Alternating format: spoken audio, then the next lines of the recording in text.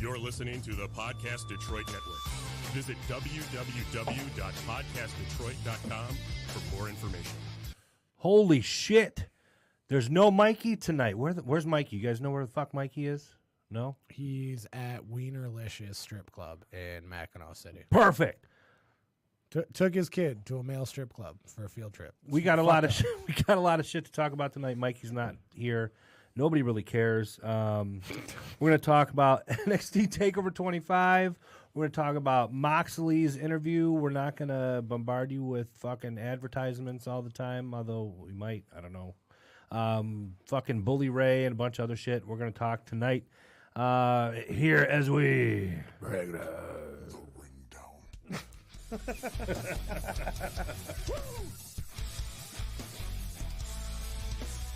You don't know what hard times are, Daddy. The cream rise to the top, oh yeah. Austin 316 says I just whipped your ass. So we use the same plugs, just different songs. Like in the same order. Yep. I like it, though. No, I do. He needs to add an NWO on in there, though.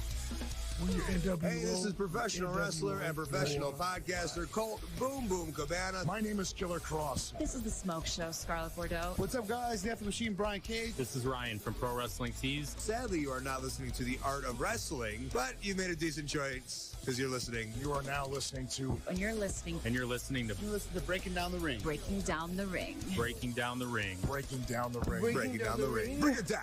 Oh, it's true. It's damn true. It is damn true. Mikey is out of the building tonight, and we're here to fuck this show up as much as we possibly can. You know, you really took that away from me, because tonight, instead of being Smitty, I was going to be Mikey. We can edit that. We can make an edit. That's the beauty of it. We can do whatever we want. I'll finally be Z for the first time in like 2 months. Well, at any rate, we are your ring crew. Smitty. Fuck you. I'm the one and only Smitty. That's Z. He's retarded. He's retarded. I'm the whole fucking Joe. And I'm Snick the Dick. And we're here. We're going to talk about a lot of shit tonight. We've got NXT TakeOver to talk about. We've got the hottest thing in wrestling right now, in many people's opinion, Jon Moxley, and another interview he did with Wade Keller. And Didn't he do it with Lowe's? Or what was that Home Improvement? it might have been Wade, Home Depot? Wade the Plug Keller. I think Mickey D's is in there somewhere. I don't know, but by the time it was done, I knew exactly what Lowe's' spring special was. And it will forever be embedded in my head. Like every 10 minutes, it just replays in my head now. I wanted a hot dog from Home Depot. Well, yeah. Like bad. Big Red Hot would be great. I have Wade Keller's like entire life story like burnt into my brain now. Yeah. Well, we're also going to talk about Bully Ray and some shit that went down over the weekend at, what was it, at Ring of Honor State of the Art. And then Raw and fucking SmackDown, I guess. Do we have to? Yeah. Well, I don't know. No, we don't. We'll see how far we get. But yeah, so NXT TakeOver was Saturday night. You know, always a great pay-per-view from NXT. I mean, their 25th anniversary, 25th pay-per-view, whatever. Network special. Whatever. It's the 25th takeover. Yeah, it was definitely worth the price of admission for you subscribers. $9.99. We had Matt Riddle versus Roderick Strong. There was an NXT Tag Team Championship match. That was a ladder match with Lorcan and Birch with the Street Profits, Undisputed Era, and Forgotten Sons. NXT North American title with Velveteen Dream and Tyler Breeze. The women's title was online with Shayna Baszler and Io Shirai, and the NXT Championship with Johnny Wrestling and Adam Cole, baby. What do you guys think? Smitty, what'd you think? What'd you think? Let's start with you. Yeah, no, I haven't been here for a while. I thought it was great. It was great. Like you said, NXT always puts on a great network special. Every match in there I thought was pretty good. I love the fact that they gave some depth to Io Shirai toward the end of her match. My favorite match on the card, even though I know people keep praising Gargano versus Cole, my favorite was Dream versus Breeze. Yeah, because I love both of these guys' personalities, and what Dream is doing now, and when Breeze came back, and it seemed like he's not lost a step from when he left NXT to the main roster, and I love the respect that these guys showed each other at the end of that match as well. Yeah, for sure.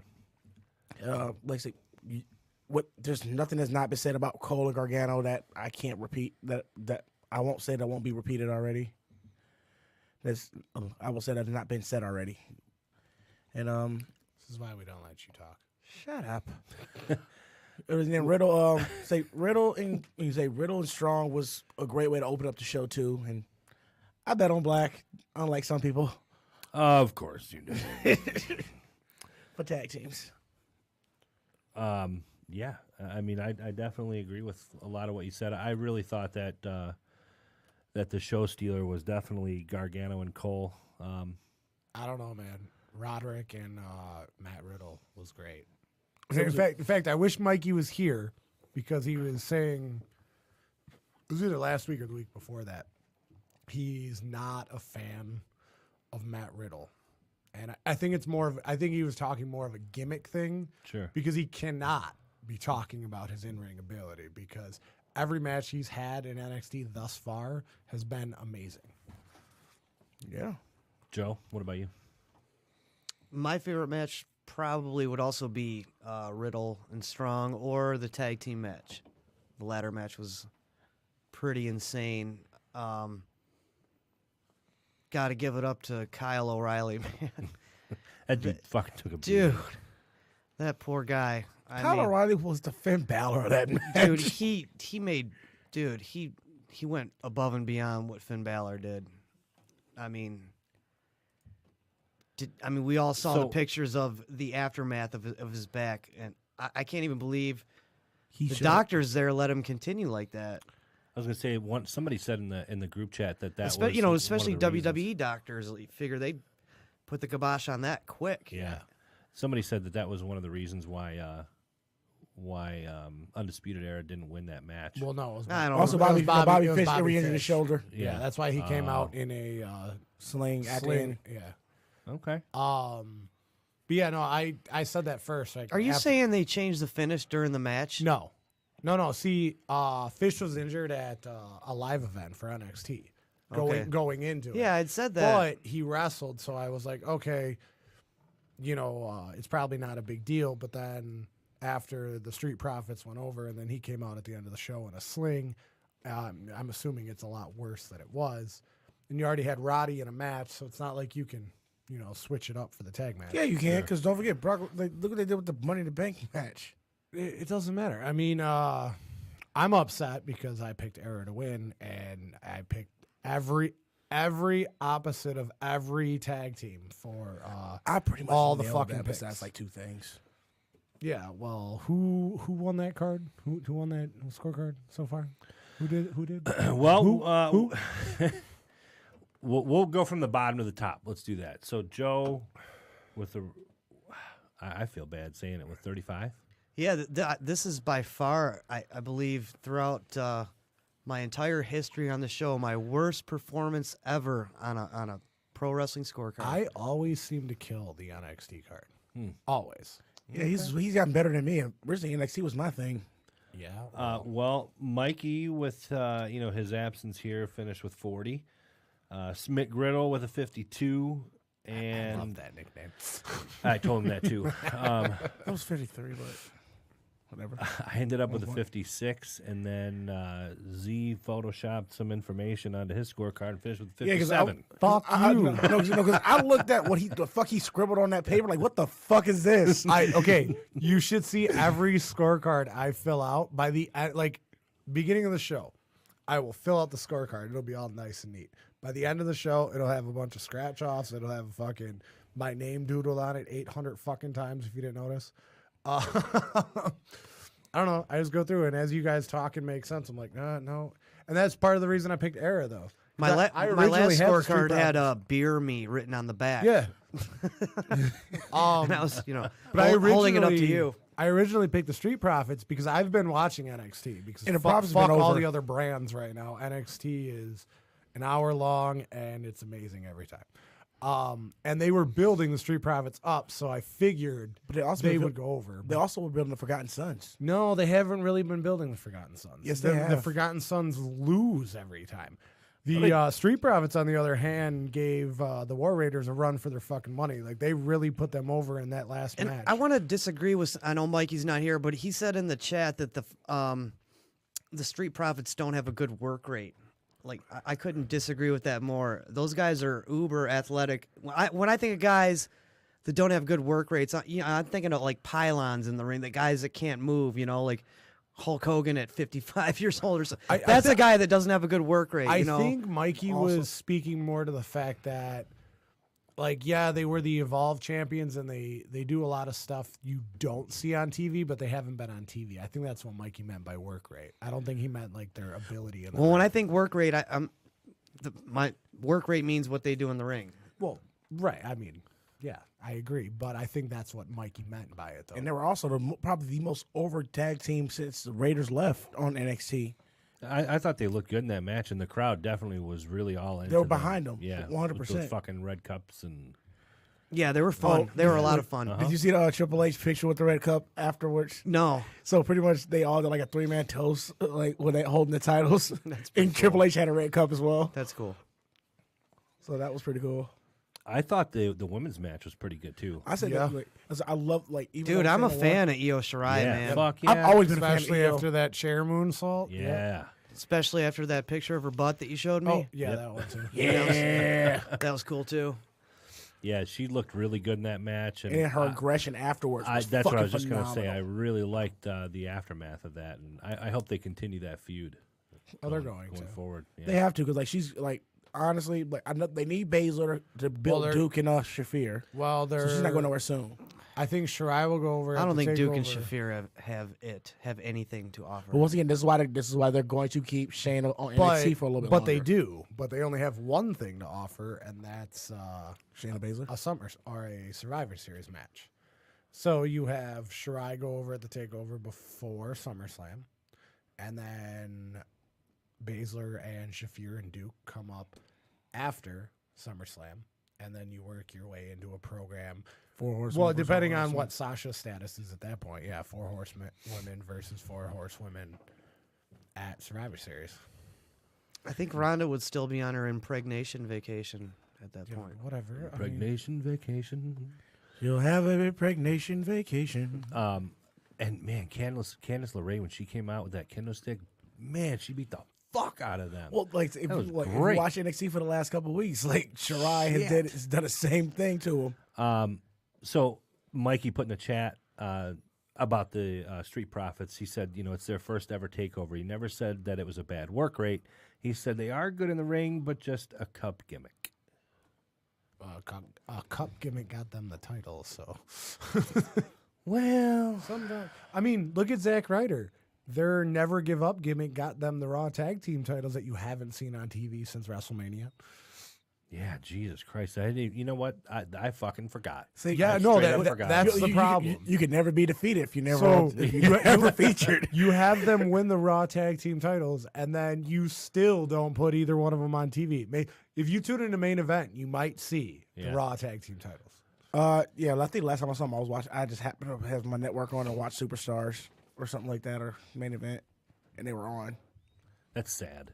That's really fucking sad. I fell asleep with it, and I just woke up, and I was like, "Oh, yeah, no, it really is sad that he's watching Superstars in main event." Yeah. Well, I fell asleep watching a live feed of the network, and I just woke up to main event, and they happened to be in the ring. That's what Cedric Alexander is too, and I'm like, "Fuck." So not a general consensus, but you guys would all kind of say that Matt Riddle and Roderick Strong was one of the top matches of the night. In my opinion, it was the best match of the night, close second would be Cole and Gargano. Yeah, but yeah, that thing I liked about it though is the match between Roddy and Matt Riddle started. I mean, it was like he started technical and got super physical. Yeah, and so it's like, I mean, you look at any like really good wrestling match, and it kind of gives you all these different kind of styles during the match. Like it'll start out slow with like a technical match and build to a more physical occasion. Then you get into like the near falls and shit. Like just the whole match like was built perfectly on both of them. Right. And then Riddle displays his new Tombstone neutralizer. Pretty much. The Bro Derek is what they called it. Is that what they called it? That's what they got, the Bro Derek. No bro mission? No. Okay. No, but it's nice to see that. I mean, they're adding to his repertoire. Yeah. So I'm assuming they have big plans for him. Yeah, I would think so. It seems like he's pretty over with the crowd, and He'll probably be the guy to take the title off of Cole. yeah. He'd be more over with the crowd if they just gave him the fucking high-on gimmick instead of the beach bum gimmick. He's a good worker in the ring too. Dude, I was a fan of Riddle watching when he was with Evolve. Like him and Keith Lee used to go on classics. Yeah. He's a lot like Angle in a sense. Mm-hmm. He never really wrestled. He did do MMA. He did MMA, right? Yeah. And then he did the transition, and I mean it's been fantastic. He was ranked pretty high in MMA too, wasn't he? At one point, he was the top 10 fighter in the world. Yeah. Yep. Okay. And then even in Evolve, I think when Dana fired him, he was still ranked top 10. Yep. Oh no shit. Yeah, he got fired for something stupid, right? Well, here's a drug policy. No, it wasn't that. Here's it was what happened. A comment he made. He popped a drug test for marijuana, but he's got his marijuana card, and that wasn't okay with Dana. And then they popped him anyway. Like he wouldn't have been fired or anything. He would have got a suspension and a fine or whatever. But Matt Riddle then spoke up about it, and bucked the system. Said, "Look, Dana, like all your guys." Everyone else in this fucking roster's on PEDs. Like marijuana's not a PED. Why don't you? That's just Frosted Flakes at the other end. No. You're absolutely right because he made he said something. And anyway, that didn't go over very well with Dana White, so we got fired. And he, I guess, this is his own words as he said on the Edge and Christian podcast. I guess his plan, like he was always a wrestling fan and always wanted to do it, but Dana White firing him, accelerated that transition. So that's what happened there. Well, I'm glad he's at where he's at. You know what I mean? Yeah, me too. I think he's where he needs to be in the profession that he's more suited for. I think he's the first wrestler that I've followed from the Indies to WWE development till now. Yeah. Apparently, and that's another revelation from Edge and Christian's podcast. He's wanted to go to WWE, and WWE's had their eye on him for a long time now, and they're the ones that told him to go to Evolve. He had never even heard of Evolve, and WWE's like, go to Evolve. Pretty much hone the craft. Yeah. And then we'll build you up from there. And he wasn't even in so Evolve it was always long before they actually. He was there for a like minute. 3 years. He was there for a while. He was there like 3 years. So I guess, but it was always the plan for him to go to Evolve, and I mean that was like a long-term plan. Oh, so he not really an indie darling, other than Not Evolve, really. which is kind of under the It's WWE a farm system for umbrella. WWE. He started in Evolve, yeah.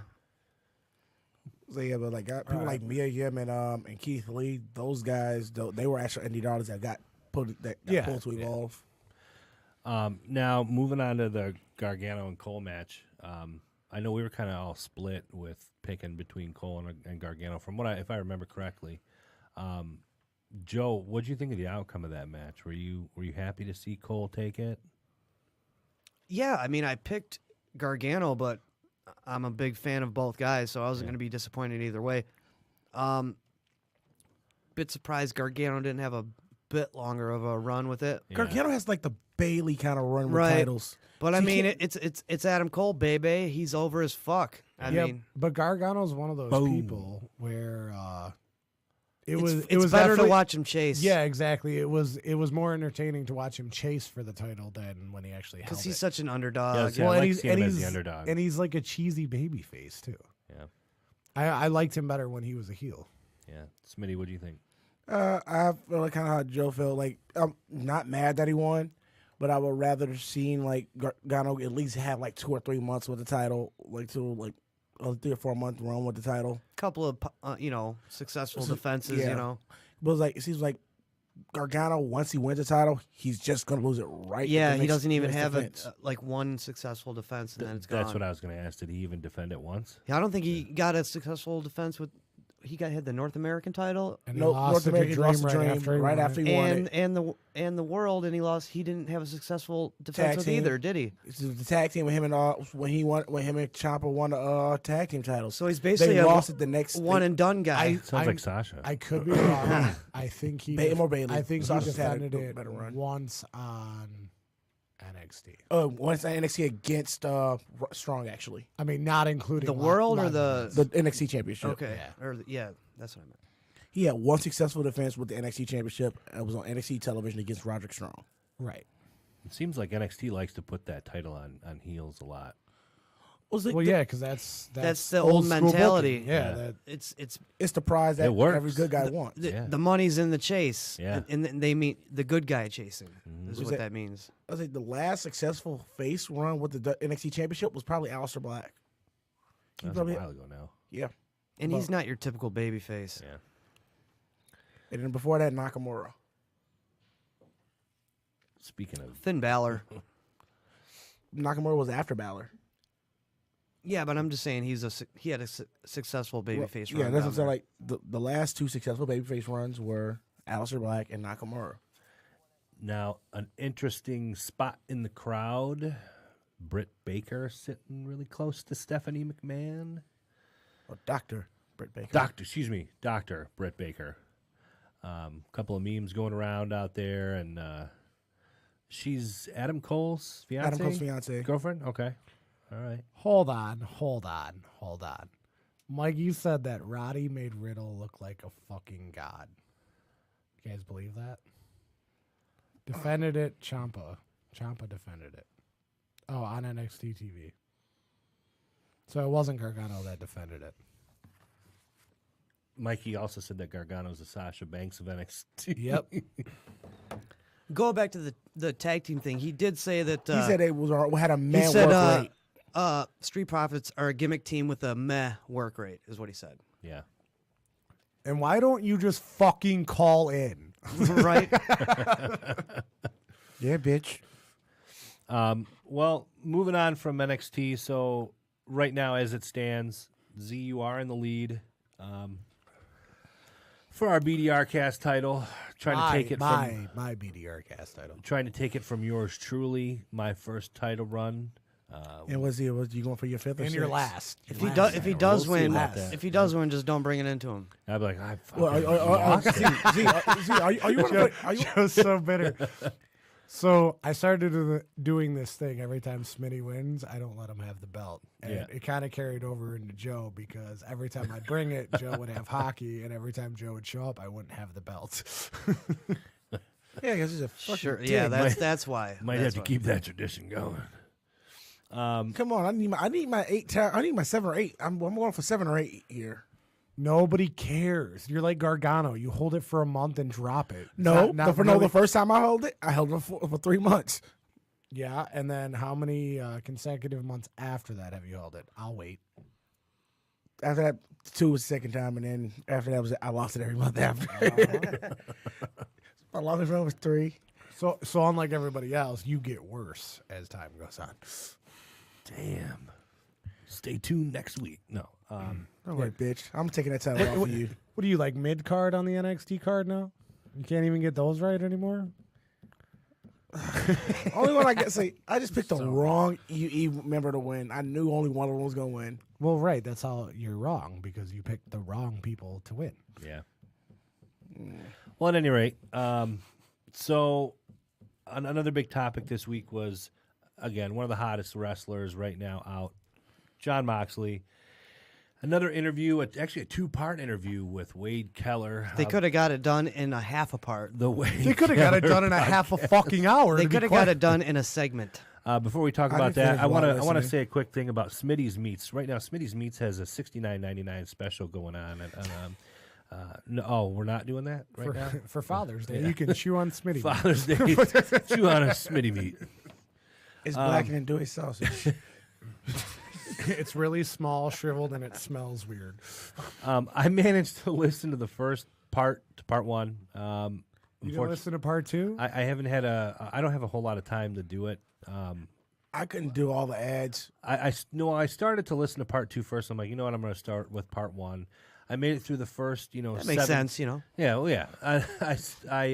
I went through the first 17 hours of ads, and then I started listening to the show, and a lot of really good points by Moxley is in regards to. It's interesting to hear his take on the behind the scenes aspect of it and what's involved with the script writing and what he likes and what he doesn't.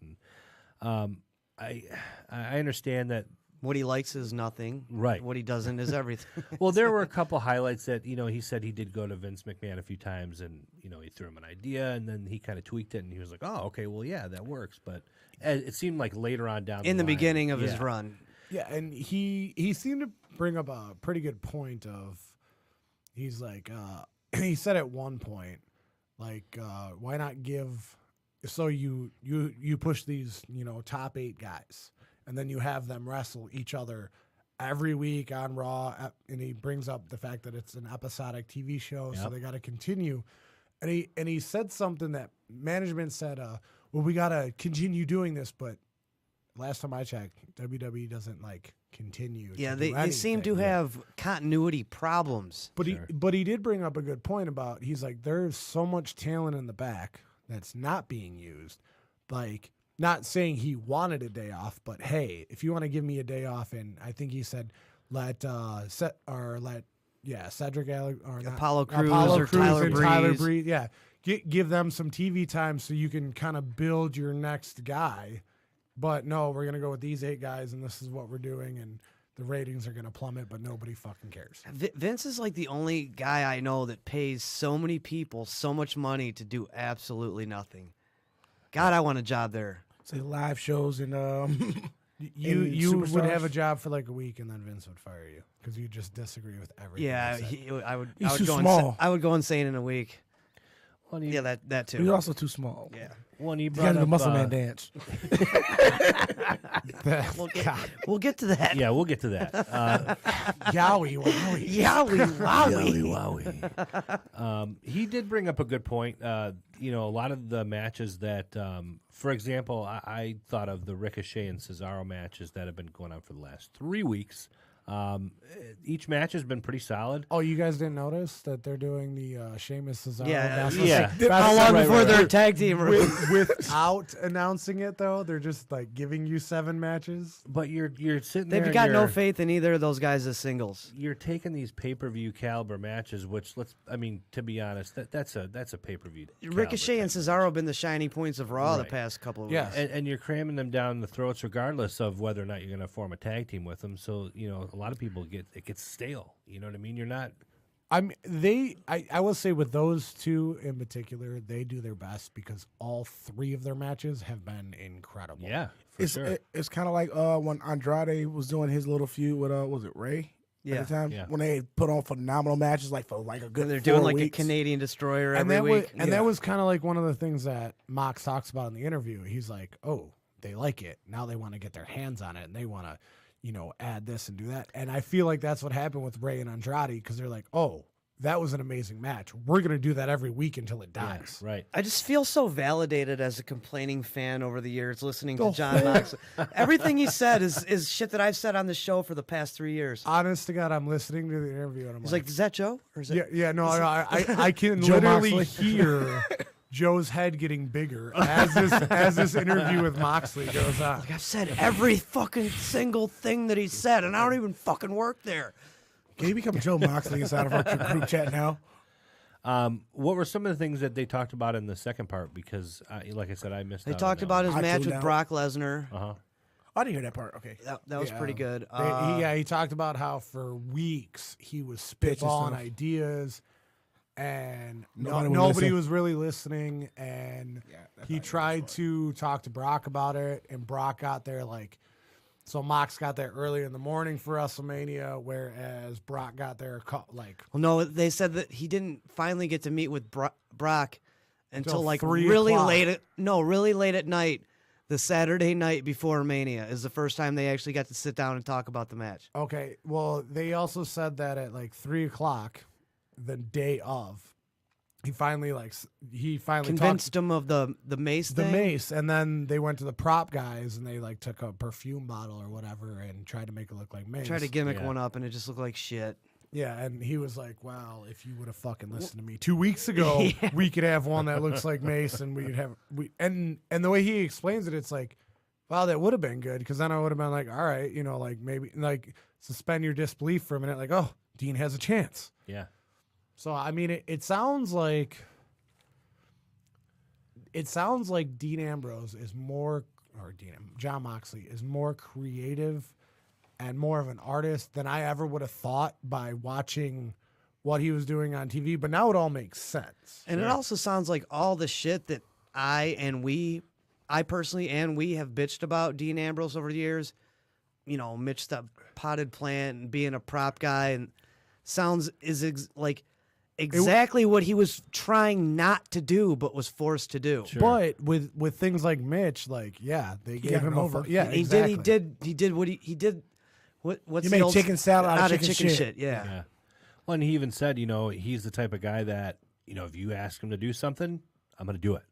Oh, yeah. He said he's the type of guy that will be like, well, can we do it this way? And if you're like, no, then he's like, fine, I'll do what you told me to do, but I'm going to do my best to get it over. Right. And now, after listening to this, I've gained a lot of respect knowing that, oh, this was all him. Mm-hmm. And then he even went into the Stone Cold podcast and he's like, hey, well, you can't really ask me real questions and I can't give you real answers.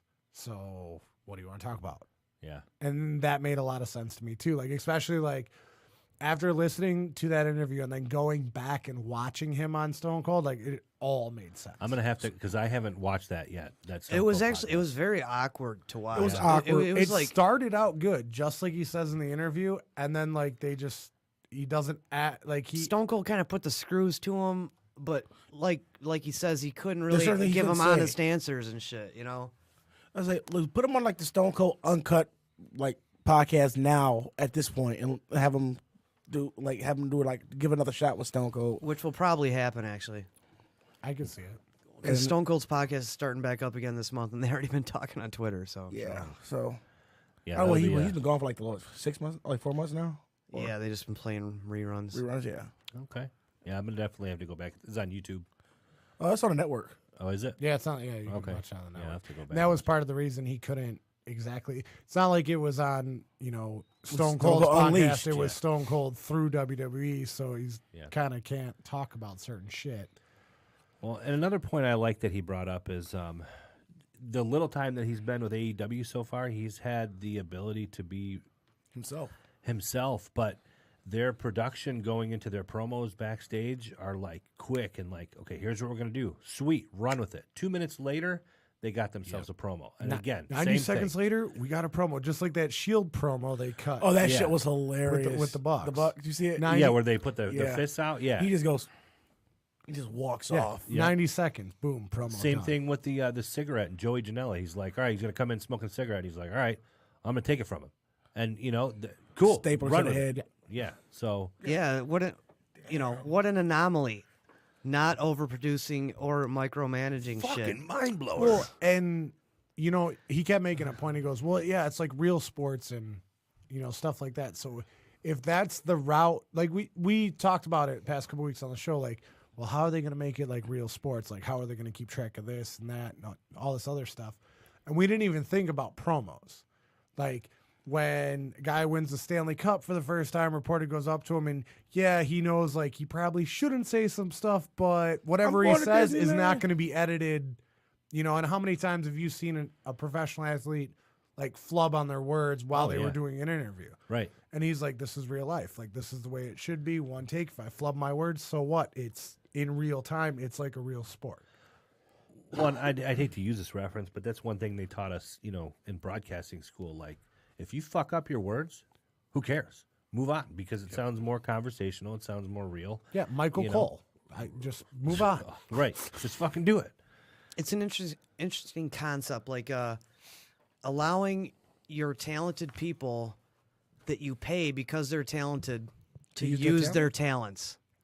It's like what a concept, right? Like wow, Foreign. Well, it's like so foreign. fucking mind blowing, you know. He brought up another good point where they take these guys from the indies who have been doing their own stuff, like they write their own stuff. Yeah, they don't have promo class, you know, at the performance center. And then you bring them in, and here's your script. Like knowing that everything's scripted ruined Raw and SmackDown for me this week, and I was like, oh, this is terrible. But it also makes me wonder if Roman Reigns wasn't scripted, if he would actually be interesting to listen to on the mic. I don't doubt it.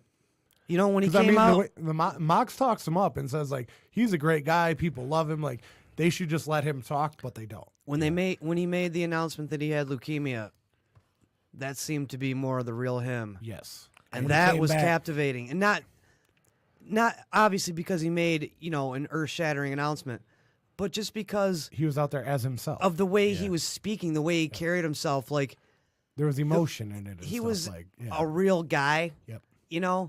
Not reciting lines that and that to me, he could have been talking about anything, whether leukemia or not. If he just had that real connection, I mean, it's going to get over. I mean, he's going to make it right. There's that word again. I don't know. Drink up, bitches. We don't have enough beer. We got liquor. Yeah, and then we'll all be Ubering home. All right, Also so light-handed on my happy half, by the way. a couple of highlights from Mox that came up. He did win the IWGP US Heavyweight title. Yep, he won it. Yeah. So it aired on at 5 in the morning. And we actually, Smitty reposted that to Breaking Down the Ring's Facebook page. Yes, so, the new variation to his finisher is great. Yeah. What do they call it? The Death Rider. Death Rider. Okay. Yeah. And we had been seeing those vignettes in New Japan the past couple times, and about the last month, give or take. Yeah, wondering who's this? Now we know. And Juice Robinson, he had it for a while, right? Almost maybe like 6 months. He's probably didn't he win it at Wrestle Kingdom? Yeah. He beat Jericho for it. No. He beat Cody for it. Yeah. So he beat Cody for it. It was a good match at Wrestle Kingdom. Yeah, Dean busted him open the hard way. Yeah. Oh yeah, it was that's one thing I love about New Japan: the physicality of just the style they do in New Japan in general. Yeah. And when they get technical, those holes look like they really are trying to choke you out. How long did that match end up being? Like half an hour. Yeah, that was a good long match, dude. Yeah, that's good. It's good to see him work a match.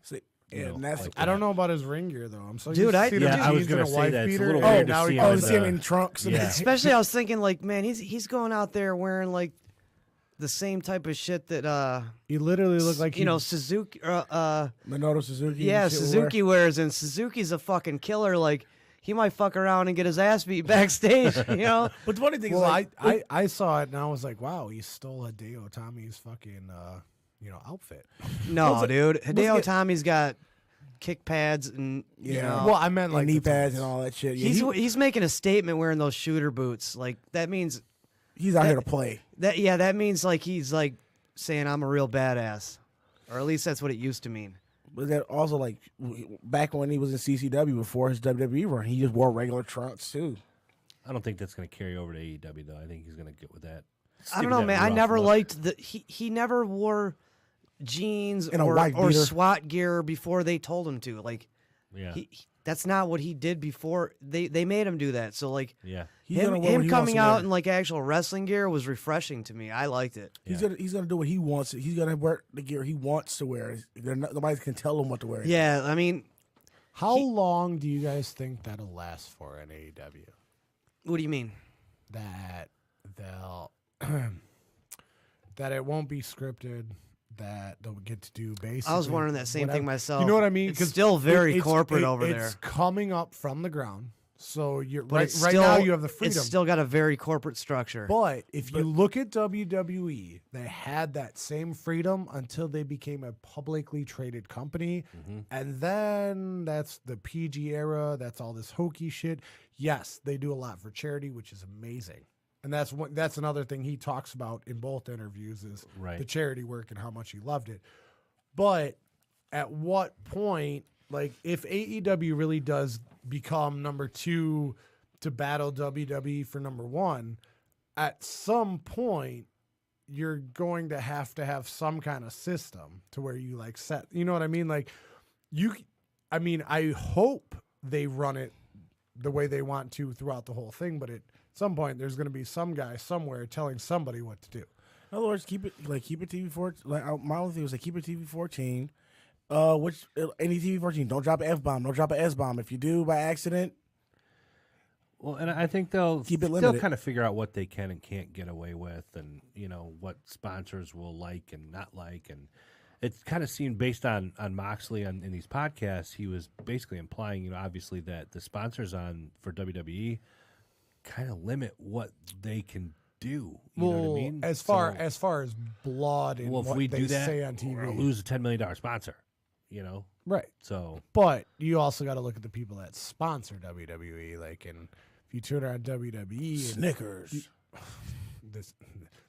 This isn't fucking the 90s, all right? Snickers still does endorse WWE. I know. They endorse WrestleMania. But what it used to be, Castro GTS. Oh, Castro GTS. Stacker 2. Yeah, Stagger 2 when it first came out. Pro.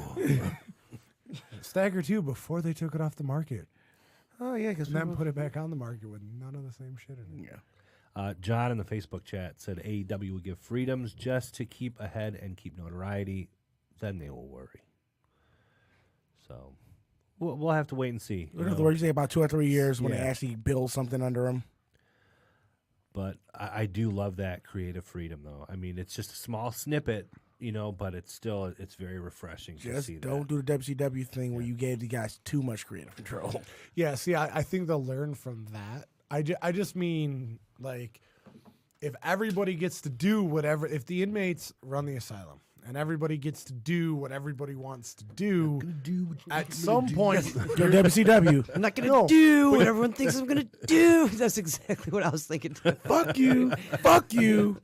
You're cool. Fuck you. I'm out of here. You see the post I put up? I've heard that today. Wait, do you see the post I put on WWE? It had Raw, and it has fuck you, and it had SmackDown say fuck you, and NXT says you're cool. That makes sense. Yeah. Now, one more thing to touch on with Moxley, and from the Jericho podcast last week, he had made mention of a scenario where they asked him to say some shit during a promo about Roman. Roman's leukemia. Yeah, and he was like, I'm not going to say it. I'll let you know what it is off the air. And there was a meme, I guess, that was going around that Jericho confirmed is not true. It's not what he said, but I thought it was interesting. Somebody put, he said, it's the worst line. I'm not going to say it on the air. I'll tell you after we're done. He talked about Susan G. Komen and whatever, but what the Reddit users, he claimed that, what did he say? I don't know who's more of a dead man walking, Seth Rollins or Roman Reigns. Only difference, I'm going to kill Seth, and God is going to kill Roman.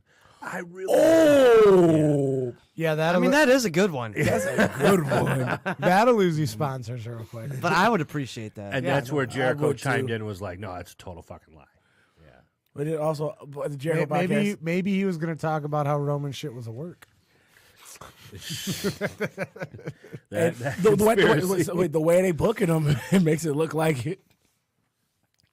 Maybe back in the day he might have pulled that off and said it, but But also that Jericho podcast, I did love the fact that he gave a shout out to Renee like in the background. Yeah, no, he did. He's like, I've got my. No, he was interviewing.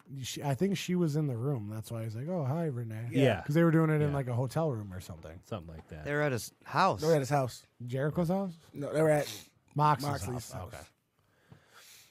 Speaking of that, and suicide, I just want to make sure that everybody orders their meat for Father's Day from the Smittys meat collection, $69.95, and you get all you can eat meat for. We beat it ourselves. Free shipping, and it's red and black and smells like the Breaking Down the Ring belt. So, yeah. Oh, wow, it's probably as tough as that belt too. Huh? It's suffered some abuse. This tastes like leather. Not that much abuse. All right, so another interesting thing happened over the weekend with Bully Ray. Ring of Honor held an event State of the Art on Saturday, was it? Yeah, Saturday. And a fan was taken backstage and intimidated by Bully Ray. According to the fan, the situation stemmed from a few points in the night where he traded some verbal blows with Allure, Velvet Sky in particular. The fan claimed he was doing what fans are supposed to do. He's cheering the faces and booing the heels, but eventually it got out of hand, and later on in the night, they escorted him backstage by security, where he was met by Bully Ray. And Matt DeLeon and Velvet Sky as well, apparently. Yeah, and they just basically, from my understanding and from what I've read, just kind of told me what he did wasn't cool. Gave him some verbal abuse. Didn't really, name call or anything, but hey, I heard Matt DeLeon don't spit disrespect. on him. Yeah, which, he went on to say he didn't even mind that. She spit on him, and he was like, I don't even care. But, they told him, don't be disrespecting these girls, blah, blah, blah, be a fan. And, I put in the group chat, there is a line between being a fan and talking shit and being a dick and disrespectful. And you definitely, some people do get out of control. I don't know really what happened. I wasn't there. But I definitely don't agree with what Bully Ray did, pulling him to the back. Kick the guy out of the fucking arena then. You know what I mean? All right, so this is just the pro wrestling fan in me. But is it a work? Are we going to see this fan wrestle in ROH? Because here's the thing, and we talked about it in the chat. If I'm sitting ringside and I'm heckling somebody, I don't get escorted to the back. This isn't a fucking casino. I wasn't counting cards. I don't get escorted to the back. I get asked to leave the building. Legs. And if I don't leave on my own free will, I'm sure they'll get enough guys to throw me out the thing. Yeah. So I don't know if I believe it. I don't know if it may have happened, but it all could be storyline coming to some point. Not if Bully and Allure are supposed to be working as heels. But it doesn't matter. My point is, you don't now. Rule of thumb in professional wrestling: if you run into the ring during a show or at any point, he didn't run into the ring. Then, well, hold on. That's my point. But all bets are off. Sure. If you're behind the barricade and you do something dumb, security asks you to leave. Because, and the biggest reason, for no other reason, than if you do go back and get intimidated by the wrestlers, there's a lawsuit waiting to happen. That's what I'm thinking, man. If that was me, I'd have, done everything I could to get Bully Ray to hit me. Just all right, now you're fucked, motherfucker. But here's the thing. He does. Okay, this is 2019, guys. Yeah, all you had to do was turn your phone on record and be like, he hurt my feelings, and you would have got some kind of fucking payment. Yeah. We live in a world full of... All you have to do is let me in. Sissies. I can't even say pussy, because pussy is pretty tough. It thing bleeds for a couple of days and doesn't die. Those things take a pounding. That's Smittys meat, $69.99. That was the only time Smittys ever made sense. I don't call people pussies. Well, apparently Ring of Honor issued a statement. ROH has always taken a fan-first approach with fan experience being at the forefront of all of our live events. We consider this to be very serious, and we will be conducting an internal review over the next 48 hours to determine the appropriate actions. I believe that 48-hour time frame ended today. It hasn't been released, so no. We'll look at tomorrow. If Bully Ray's released from Ring of Honor. Joe, do you think maybe Bully Ray felt like he can get away with it more because Ring of Honor is a smaller promotion? So maybe they can kind of get away with shit like that? Bully Ray, he, like I said in our chat, he didn't get that nickname for no reason. I heard, you guys know who Sal and Q are, right? Yeah. Well, they were on the Jericho cruise. They're big wrestling fans, and I heard them on a podcast, and one of them was talking about how they were in line for some event, like at Axis or something, and one of them talked shit or something to Bubba Ray, called him fat or something, and Bubba Ray made his way through a couple hundred people to walk over him and do the same thing, get up in this guy's face and talk shit, and the guy was scared shitless, so it's... Well, at that point, he's standing up for himself. Fuck off. But What happens if Bubba Ray puts his hand on that guy? I mean, he's going to get sued. Yeah. I said, maybe you got in his face like this. Really, if you're going to talk shit, do something about it. And if he defends himself. Dude, going back to ECW, Bubba Ray would incite riots, literally. Yeah. I know. Like, he would raise spade. Like, word for word, I remember him saying, he said, look at this fucking whore sitting front row teaching her whore daughter how to suck dick. He literally said that at an ECW. He called a crowd full of faggots and cocksuckers. What else? He told someone to suck Devon's big black dick. Yeah, but he's told someone Taco Bell's across the street, you Puerto Rican motherfucker. So this is like typical behavior from the guy. But now that was ECW. Let's be now honest. It's a different day and age, and before he could get away with it, now I'm not so sure. We have a sissified world we live in. Bubba Ray is that guy. That's who he is. Yeah. And he's gotten away with it for a long time. And yeah, I probably think that there's like he's got a little bit of superstar mentality. Like I'm the man in Ring of Honor. Like there is no bigger star in Ring of Honor than me right now. I do what I want, you know. I think Jay Lethal, but that's it. No. Not on the mainstream level. Come on, man. If you level.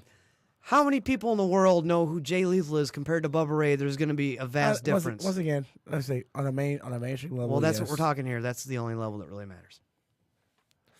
Once again, $69.95 for Smittys meat package. I'm going to keep doing it. Yeah, that's fine. Throw a home improvement ad in there. So, I mean, I heard the guy was really, really off-put. I mean, like, bordering on the line of doing some illegal, like, sexual harassment shit. But still, like you guys said, just kick him out then. Yeah. Like, you can't... Because, I mean, but what's Bubba Ray going to do if this guy starts talking shit back to him? Is he really going to beat him up? If this isn't a work, how does it ever get to this point?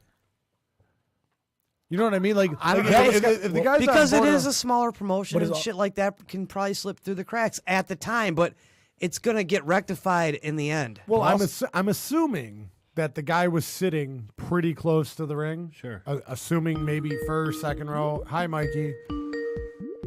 We got a caller. Is it the all dykey one? Does he have a male work rate? Hey, whoever this is. What's up, boys? Oh, boy! Are you in the bathroom on the bus right now talking to us? No, I finally got back to my hotel room. All the kids are going in some bonfire. Ladies and gentlemen, please welcome to the show the all Mikey one. He's the payphone at the rest Dykey area. Mikey? Is this 1-800-COLLECT? Okay, that was a sponsor too. Well, they were actually. Is this collect call? Talking about? We are talking Bully Ray and the shit that went down at Ring of Honor over the weekend, and I asked Joe what he thought about the fact that it's a smaller promotion, so maybe they feel like they can get away with this type of shit. I thought. Oh, I didn't know if I was behind or not. And then Smitty said Jey Lethal was the biggest name in the company. That's what made you call in. I right? didn't say it was the biggest name. Hold on a minute, I gotta call these motherfuckers. He had to call just to say hashtag wrong again. But the point I was trying to get with fight.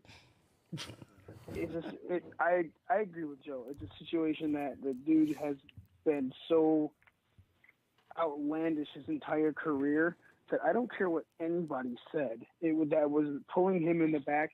So the thing is, it wasn't Ring of Honor security that brought this guy into the back. It was who's the other person in Allure? It's Velvet Sky and who else? Mandy Leon and Angela Love. Mandy Leon's boyfriend was the one that said he was Ring of Honor security and pulled him into the back. And then was talked to by Bubba Ray Dudley. So it wasn't even a Ring of Honor issue. Someone said it was someone said it was Delirious Hunter S. Johnson, but it was someone with a different first name and the last name Johnson, I guess. I'm clicking on this. Derek right Johnson now or something like that. Is that a playoff? It wasn't. Someone tried saying it was Delirious though. It was not Delirious. But the whole thing with Allure is like everybody know that Velvet Sky's been with Bully Ray for like for years at this point, and that's part of the reason I think he got involved with this. To work. It was the same fan that beat up Bret Hart. Changed my mind. Can't even argue that. I'm trying to find his tweet on this. Oh, yeah, he said the security that brought me backstage turned out to be Hunter Johnson. Yeah, that's delirious. But Okay, yeah. Is It's Hunter ROH's actually head booker and Mandy rumored Leon? boyfriend of Mandy Leon. Hunter Johnson is not dating Mandy Leon, is he? According to the article, yes. That means she's dating the booker. He books ROH. Now, is Hunter S. Johnson a playoff of Hunter S. Thompson? Is that why he's delirious? Moving on. Yeah. Oh, yeah. No, it That was was a like serious. It was a serious question. Well, still moving on.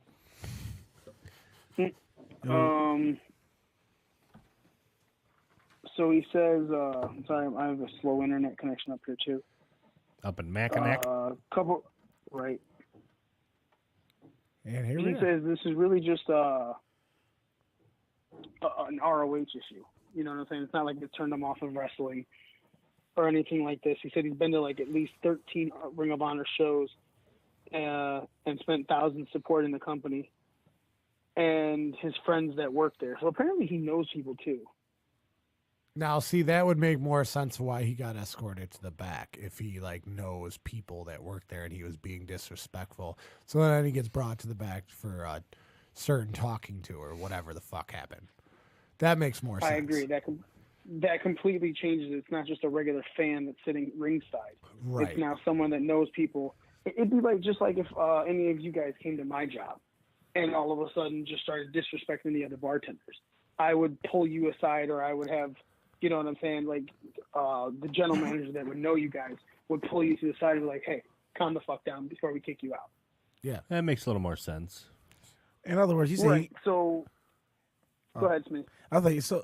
With all this information, it's not like my man made a mountain out of a molehill saying they intimidated him at this point. Well, he even said, too, when he was backstage and they were talking to him, he was like, yep, no problem. Yep, no problem, sir. I got you. Absolutely. Well, but at the same time, it shouldn't have been Bubba Ray that went back there. Either way. You know what I'm saying? It doesn't matter who this guy knows. It shouldn't have been another wrestler that went back there and had this discussion with him.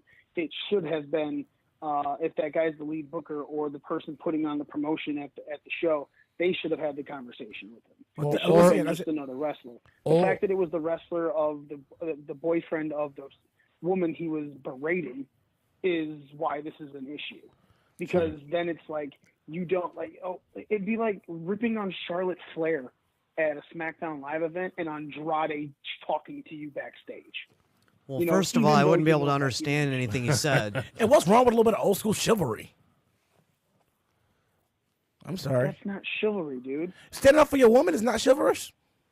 Not when it's a fan backstage. If that's the case, you wait till the show is over and you have the conversation. The minute you pull him into a closed private room is the minute you're in intimidating mode. Sounds sissified to me. That's not that. No, dude, you don't do that to someone. And if it's the same thing, it's the same thing with any type of job. If you're pulled in to be spoken to about something that you're doing, it's not just one person in there. It's two people. Yeah, because you have a witness. Two people to make sure that somebody is has a backup of the story. Apparently, he wasn't. If it's a one-on-one thing like that, the reason he was pulled back there was to be intimidated. Period. But it wasn't just one person back there with him. Apparently. It was just one person back there with him. He said that the other dude brought him to the room, and then he left, and then Bully Ray came in, and he left, and it was just him and Bully Ray in that room. But the also thing that said Mandy Leon and Velvet Sky were also in the room where Mandy Leon spit on him. No, I thought she. No, Mandy Leon she spit on him at ringside. At ringside, yeah. Learn to he was talking read. shit. I read very well. Now, clearly you don't. It wasn't a picture book. I have this whole fucking thing in front of me. I can recite the entire thing to you right now. No, I'm talking to Smitty. I'm saying no, Smitty. I'm telling you, that's what I'm talking about. What Smitty is saying is completely different than what the guy actually tweeted. The guy said that he shit-talked the girls when they came out the first time, and that's when Mandy Leon spit on him from the side and face-palmed him, right? Because he was he was front row. There was photos of this guy too. He was front row at the Ring of Honor show. So she face palmed him and spit on him from the side. Then the girls came out later and did a run-in, and he continued shit talking, regardless of whatever the fuck he said. I don't know what he said. There's way different accounts. There's a friend of his that is on there saying he wasn't saying anything different than he had said to any other heel at any other time in the company, boy or girl. But then, of course, there's other people that were there going, no, he totally fucking said this. It's a he said, she said thing. I'm going to have to go back and watch this on Honor Club now. You said what? I'm going to have to go back and I have this on Honor Club. Now I want to see it. Fuck yeah. And so, but the minute he was pulled into a one-on-one situation with Bully Ray in the back is the minute it became the problem. Because then it is literally a company that has to defend themselves. And it's very possible that Bully could lose a job in Ring of Honor. He could be suspended for real for 90 days without pay. His Busted Open gig is really probably on the line right now, depending on what Ring of Honor does. Yeah. Because Ring of Honor, fucking Busted Open, they fired that Larry Dallas co-host because he defended Michael Elgin when Elgin was being said that he was like putting people's lives in danger and shit like that. And Elgin wasn't doing anything other than saying, if this dude assaulted you, get me a police report and I'll get rid of him. And she wouldn't go get a police report. So he's like, well, I can't do anything just because you're saying he did this. Right. And Larry Dallas was on Busted Open saying, he literally said it. He goes, he didn't do this. There's no reason he should be in trouble, blah, blah, blah, blah, blah. And they ended up releasing him. And then he was doing an MLW podcast. And he said the same thing again. And they ended up releasing him on there. And I'm all for chivalry, Smitty, easily, 100%. But they should have been back in this room with the girls there and the boyfriends and be like, look, these girls took a lot of offense to what you said. Here's why. And then have it go up. That's chivalry. You know what I'm saying? If I'm going to defend my girl, I'm going to defend my girl while my girl's there. I'm not going to pull some dude to the side and go, hey, asshole.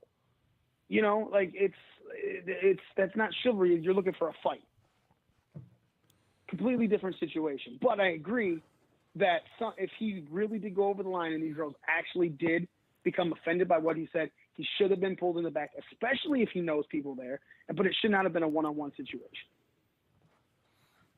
Yeah, they could have handled it a lot differently. It sounded like a heat of the moment type thing for Bully Ray, and you know, from the sounds of it, as he's a little bit of a hothead, obviously, and you know, just he probably took more offense to it than maybe his girl did, to be honest. Yeah, exactly. And I'm going to tell you this right now. I've heard him on Busted Open talk to callers he doesn't like. And that's callers on a show he's getting paid to do when there's a big, huge audience. And I have literally gone, wow, I can't believe this dude speaks to the people that are calling in as fans. Not like wrestling. He's not a heel on this show. He's supposed, like, dude, if we ever had someone call in and anybody said, you're a piece of shit, shut the fuck up, don't want to hear what you have to say. That's what I say to Daniel all the time. Hang up. These are things I say to Daniel all the time. But tongue in cheek versus get the hell away. You know what I'm saying? It's just like there's certain things that you don't do. So I fully believe that this bully tried to intimidate this guy, and I fully believe that it was in a bad situation. If the guy was smart, like I was saying earlier, he should have tried to get Bully to hit him. How much trouble would Bully be in then? You know, if that was me, so that's probably what I would have been doing. Think you got looking for 5 seconds of fame. I'm sorry, guys, but if I get taken to the back, and I am in a room with Bully Ray by myself, I'm going full-blown Fight Club. I'm punching myself in the face. I'm throwing myself through the fucking wall. I'm like, please don't hit me. Yeah, 110%. Like, liar. So he's got looking for 5 minutes of fame. But if there's no witness and I come out with a black eye, people are just going to assume that he hit me, not that I hit myself. Yeah. So I mean, a guy could end up getting a payday here. I didn't hit nobody. I mean, if that really went down the way that he's saying, then he should have been all up in Bully Ray's face talking shit back, trying to get Bully to hit him and get a fucking payday out of it. I mean, guy looking for 5 minutes of fame. Fuck 5 minutes of fame. I'd have taken $5 million. You can knock me the fuck out, ship me to the hospital, and then pay me. That's right. That's what I'm saying, dude. Yep. Like, you want to talk shit, Bubba? Fucking hit me then. You know, you fat fuck. Right. Joe's already practicing. I can't wait till they come to Detroit. I'll be all over it. Be in the front row spitting on Bully Ray. Well, That's normal. I don't know. I like Silas, though, and he's friends with Silas, so that But might be a conflict of interest. But talking about spitting on things, have you guys tried Smitty's Meats? right now, Smitty's Meats got a $69.95 deal for Father's Day. Just enter the code SMITGriddle, and you will get that free shipping. But it comes with free sausage pancakes. You have to take care of your kids to be a father. Smitty doesn't do that. I don't got no kids that I know about. See what I mean? Allegedly. Exactly. If you call now in the next 20 minutes, you'll get a free ripped T-shirt with a fucking shit stain on it. and Scented Smitty Meats will help you all out. It comes with a free DNA test. No. Hell, it's not Z Meats. It comes with a shot of penicillin. Unfortunately, all of the refrigerated trucks are out of service, so make sure you cook that. It's going to be hot, sweaty meat. Hot meat. Hot, sweaty meat. Right in time for Father's Day. Tainted meat, or maybe just taint meat. Don't know till you try it. Don't knock it till you try it. Hashtag tainted meat. Yeah, please don't knock us down. Oh, shit. Did you guys we read like to off have what fun. Bully responded with? What's that? Did you guys read off Bully's response? Nope.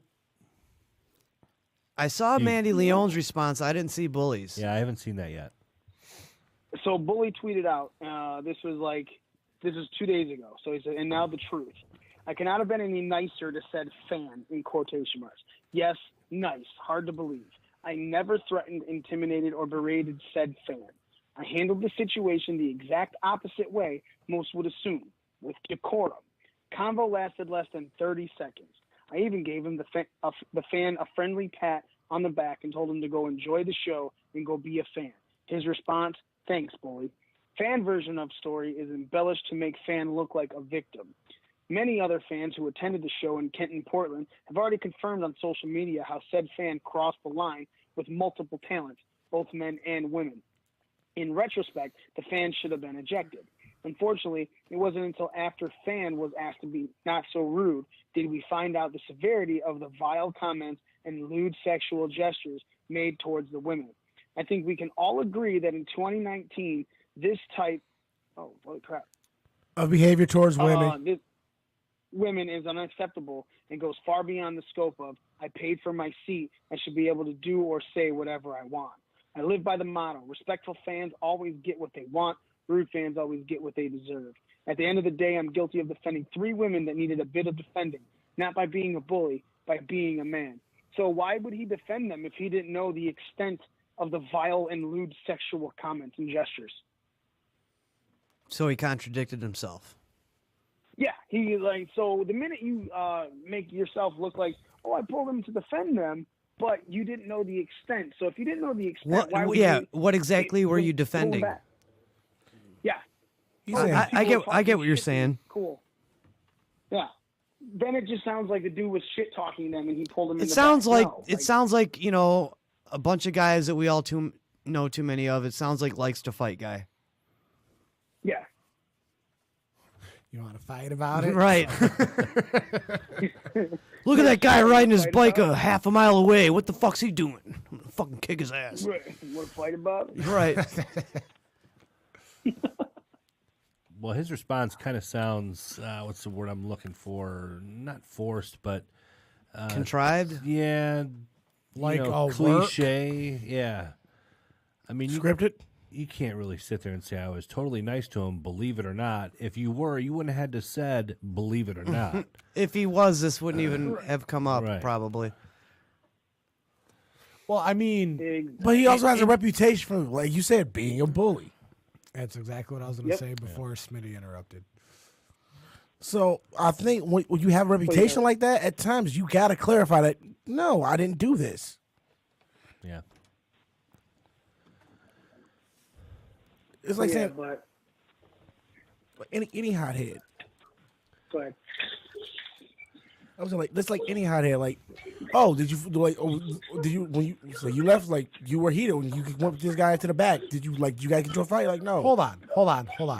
Is that porn in the background? What are you watching, HBO in the hotel room? Skinamax. no, After it's a dark. fucking kid. It's even worse. You took her to Wienerlicious earlier. The fuck kind of field trip is that? Way different than when I was a kid. Taking babies to Wienerlicious. Was it though? Was it really? You know, it was kind of the same. We went to Henry Ford and saw the Wienermobile. We didn't go to Wienerlicious. All right, That's a whole building. He just saw a car. it's 2019. We've all evolved. He just saw one giant wiener, She went to a building full. I didn't see a plethora of them. but you saw the biggest of them all. Right. Well, I see a plethora when you just go to the granddaddy of them all. And when you've seen the biggest of them all, you should see the smallest of them all. Which brings us to Smitty's Meats. $69.95 special this Father's Day. Smitty's Meats, hot, fresh meat. I feel like I need to whip it out just so I can just debunk Please that don't whole thing. do that. Don't do We're that. gonna drag you to the back I and will have Bully Ray talk to you about it. No, I'll shoot you if you do that. All right? Joe will shoot you I'm pretty sure he will. He's had one or two. in the penis, and then we will talk about Smitty's smoked meat. That's my But smoked you can meat. get it Smitty's Meats Smoked meats. for only $69.95. The Smitty smoked meats, half 20th off. caller gets a free trip to Wienerlicious. So, Mikey, this show's not going off the rails at all without you here. No, not at all. We're doing just fine. Nick, all about my meats. Nick even has a script, and we're not going by the script. We're going, as they say, off I know. script. He sent it to me. It's kind of flowing a little bit. I'm on page 3. So. You know, it's like we're taking the bullet points and then we're making it our own. Well, there's only two things left to talk about, and we don't really want to talk about those two things. What we're going to, speaking of that, it's time to get Raw. Raw and SmackDown this week. I will say this. Raw and SmackDown. Bum, bum, bum, bum.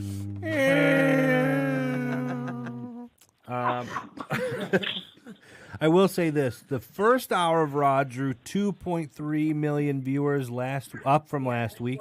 The second hour drew 2.5 million viewers up from last week. Love you too. And the third and final hour drew 2.3 million viewers. That was also up from last week. So it doesn't mean anything to me. Anyway, Brock, Dude, they had 3 matches in 3 hours. 5 matches in 5 hours. But hold on. And a half. Hold if on. You want to count, 3 matches in 3 hours is not an issue for me. As long as How is that not an issue? As long as each match is 45 minutes long. That's where I was going with that. I will never complain about watching 3 45-minute matches on a 3-hour TV show. They're not going to have 3 Omega versus Okadas on Raw. No, I understand that. Okay. I'm They just won't saying. even have a Juice versus I'm just saying, fucking if they Mox. had 3 matches in 3 hours and they were all a decent length, that's one thing. But when your promos are longer than your matches, you start running into boring the hell out of me. Yeah. It's not even just promos. It's like packages and talk shows. How And many times do we got to fucking- watch the Triple H and Randy Orton? I know the fucking thing? backstory from 2003. We already know. Dude, I was watching in 2003. I remember it sucked then. And okay? then The on worst top mixed of TV in a long that, time. on top of that, you're gonna pull out 2003 responses. Oh well, Triple H, why don't you get your balls back from Stephanie? Ooh. Right. Oh my God, Randy said balls. Oh, you don't have any balls. Yeah, they I understand they're trying to make this match some type of interesting, but I really don't care. I've seen this match over For almost and 10 over years. again. These for two have 15 probably years. wrestled 15 each other like 1,000 times. Yes. Literally. Like Yes. not exaggerating. That goes Yeah, no, back. If you're talking like live event loops and over shit the course of in 15 the years past, when they were feuding and everything, Yeah. yeah, you're absolutely right. At least 1,000 we matches. don't need to see it again, dude, at all. True. Ever. And you don't have to. Just don't watch Super Showdown. I'm going to watch it just for like Mystery Science Theater 3000 purposes, just so I can ripped the fuck out of it on the one, show. The one thing I will say is, have you noticed that like when we were younger, the lights for the Undertaker would go like off and on, and he'd be in the ring, and now that he's like 75 years old, they go off for like 10 minutes. So he can get in the ring, and then they come back. Somebody has to take the walker. What you're not hearing is someone like they mute that out as someone using the clapper in the back to turn them on and off. Well, we'll get to Taker and Boldberg in a few minutes here. Gilbert's back. I want to talk about Brock not cashing in. The world's scariest Jew. So Brock, of course, did not cash in his Money in the Bank contract, much to the chagrin of a lot of people. Not really. I mean, just What are you talking about? That was the best thing in the world. just Stephanie, I guess. I mean, I don't know. It's the This is going to be an ongoing thing. Well, all their ratings he's are a up, so liar. now they're going to tease it every fucking week. Right. He's gonna lie about cashing in. I should hold up the sarcasm sign, but I don't know. I kind of feel like, because I was reading a few things on some message boards, some people think that this might be a whole swerve, and he's going to cash in on Kofi on Friday.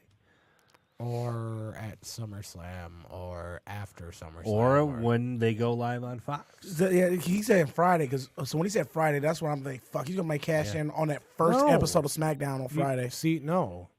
You said Friday, the first episode. That kind of makes sense. But I was going to say he said Friday. So now everyone's going to watch Super Showdown to watch him not cash in. I didn't say this Friday. Then he's going to be next week, which is fine. I mean, this is how they're pulling ratings. And clearly, you said every hour was up from last week. Every hour was up. Not by a whole lot, but doesn't matter. Yeah. Still up. So it did something. Like, I tuned in strictly just to see, like, all right, how are they going to do this? Right. Wasn't, whatever. But, I mean, it's almost one of those things where Brock is going to beat down Seth Rollins and beat down Kofi Kingston to the point where he should have. It's going to come down to, well, he should have done it 3 months ago when he had him beaten down. Yeah. Now he's probably going to win it and hold it. Well, and they really grabbed the viewer and made you think, even when he was coming down the aisle, like, okay, here we go. I still didn't think it was going to happen, but they drew you in. They definitely drew you in for that and made you think it was possible. But yeah, let me ask you guys a question. Have you, since Brock has become the Money in the Bank holder, you have seen Brock Lesnar every week on WWE television. There's a reason for that. This week, Jeddah. you're going to see him twice since a week. Joe and I talked about this when he first won. We said, look, we think he might pick up his schedule, maybe being once every 3 weeks, a couple of every other pay-per-views. This dude is in there now. For right now. More than he has been, it doesn't matter, but it doesn't matter. He is in there more than he has been when he was the title holder, even when he wasn't just a title holder.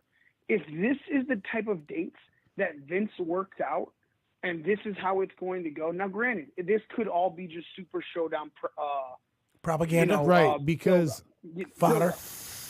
Please remember. You did that on purpose. Please remember that every year of Brock's contract is heavily loaded for after Mania. Up until like last year, he did Mania, he did Backlash, he did basically everything up to SummerSlam. I'm not saying he was on TV as much as he is right now, but he was on TV more than he normally is. And then after SummerSlam, he kind of fades off into the wind. So until about Survivor Series. Yes, and but it was still like he'd show up for a Raw before a pay-per-view. Like there was times where that Universal Championship did not show up on Monday Night Raw for 2 months. I understand. Even after Mania. Right, and I'm just saying the front part of his contract seems to be the heavily scheduled, even when it's a week scheduling like it was. So I will become a believer that he's going to stick around, like, every week, every other week, even once a month at this point for how he's normally scheduled. If it keeps up after SummerSlam, I will become a believer that, Brock's back full time. Until then, I'm just not going to buy into the hype because it's not worth it. But at the I'm same with Z time, on this one. Does he need to be back? Does he need to be back full time with a Money in the Bank contract if he doesn't cash it in at Super Showdown? But no, that goes. But I'm just saying that he right now, like you said, we've seen him on TV every week, and every week that he's been on TV, the ratings have gotten a little bit better. I mean, they're not getting great by any means necessary, but they're better than the week before and the week before that and the week before that. I think they need to throw him in a match. You have Brock in a match on Monday Night Raw. It doesn't even matter who the fuck it's against. Right. You'll get ratings. Put him in a match once between Going back pay-per-views. to the Moxley thing. But then also that's like when Brett would be on Raw in the early days of Raw, and you're like, Brett only wrestles on a pay-per-view. And Mox even says it in the pay-per-view or in the interview. He goes, it didn't matter who the hell Brett was wrestling that night. I was watching TV because Bret Hart was wrestling on TV and it wasn't a pay-per-view. Right. So same thing with Brock Lesnar. Yep. Throw him in a random match on Raw and I guarantee you're going to get ratings. I mean, it's almost like a Mick Foley cheap pop at this point. But that's all you got to do is Brock Lesnar is going to wrestle in the third hour of Raw. You don't even got to say who it's going to be against. It could be against Eugene. Heath Slater. It could be against Eugene. Bring back Eugene to get smothered by fucking Brock Lesnar. Yeah. But they see him move and they see him fight, and that's what they want to see, you know? But also, I think they're going to milk this whole Brock Lesnar's a liar thing for as long as they can.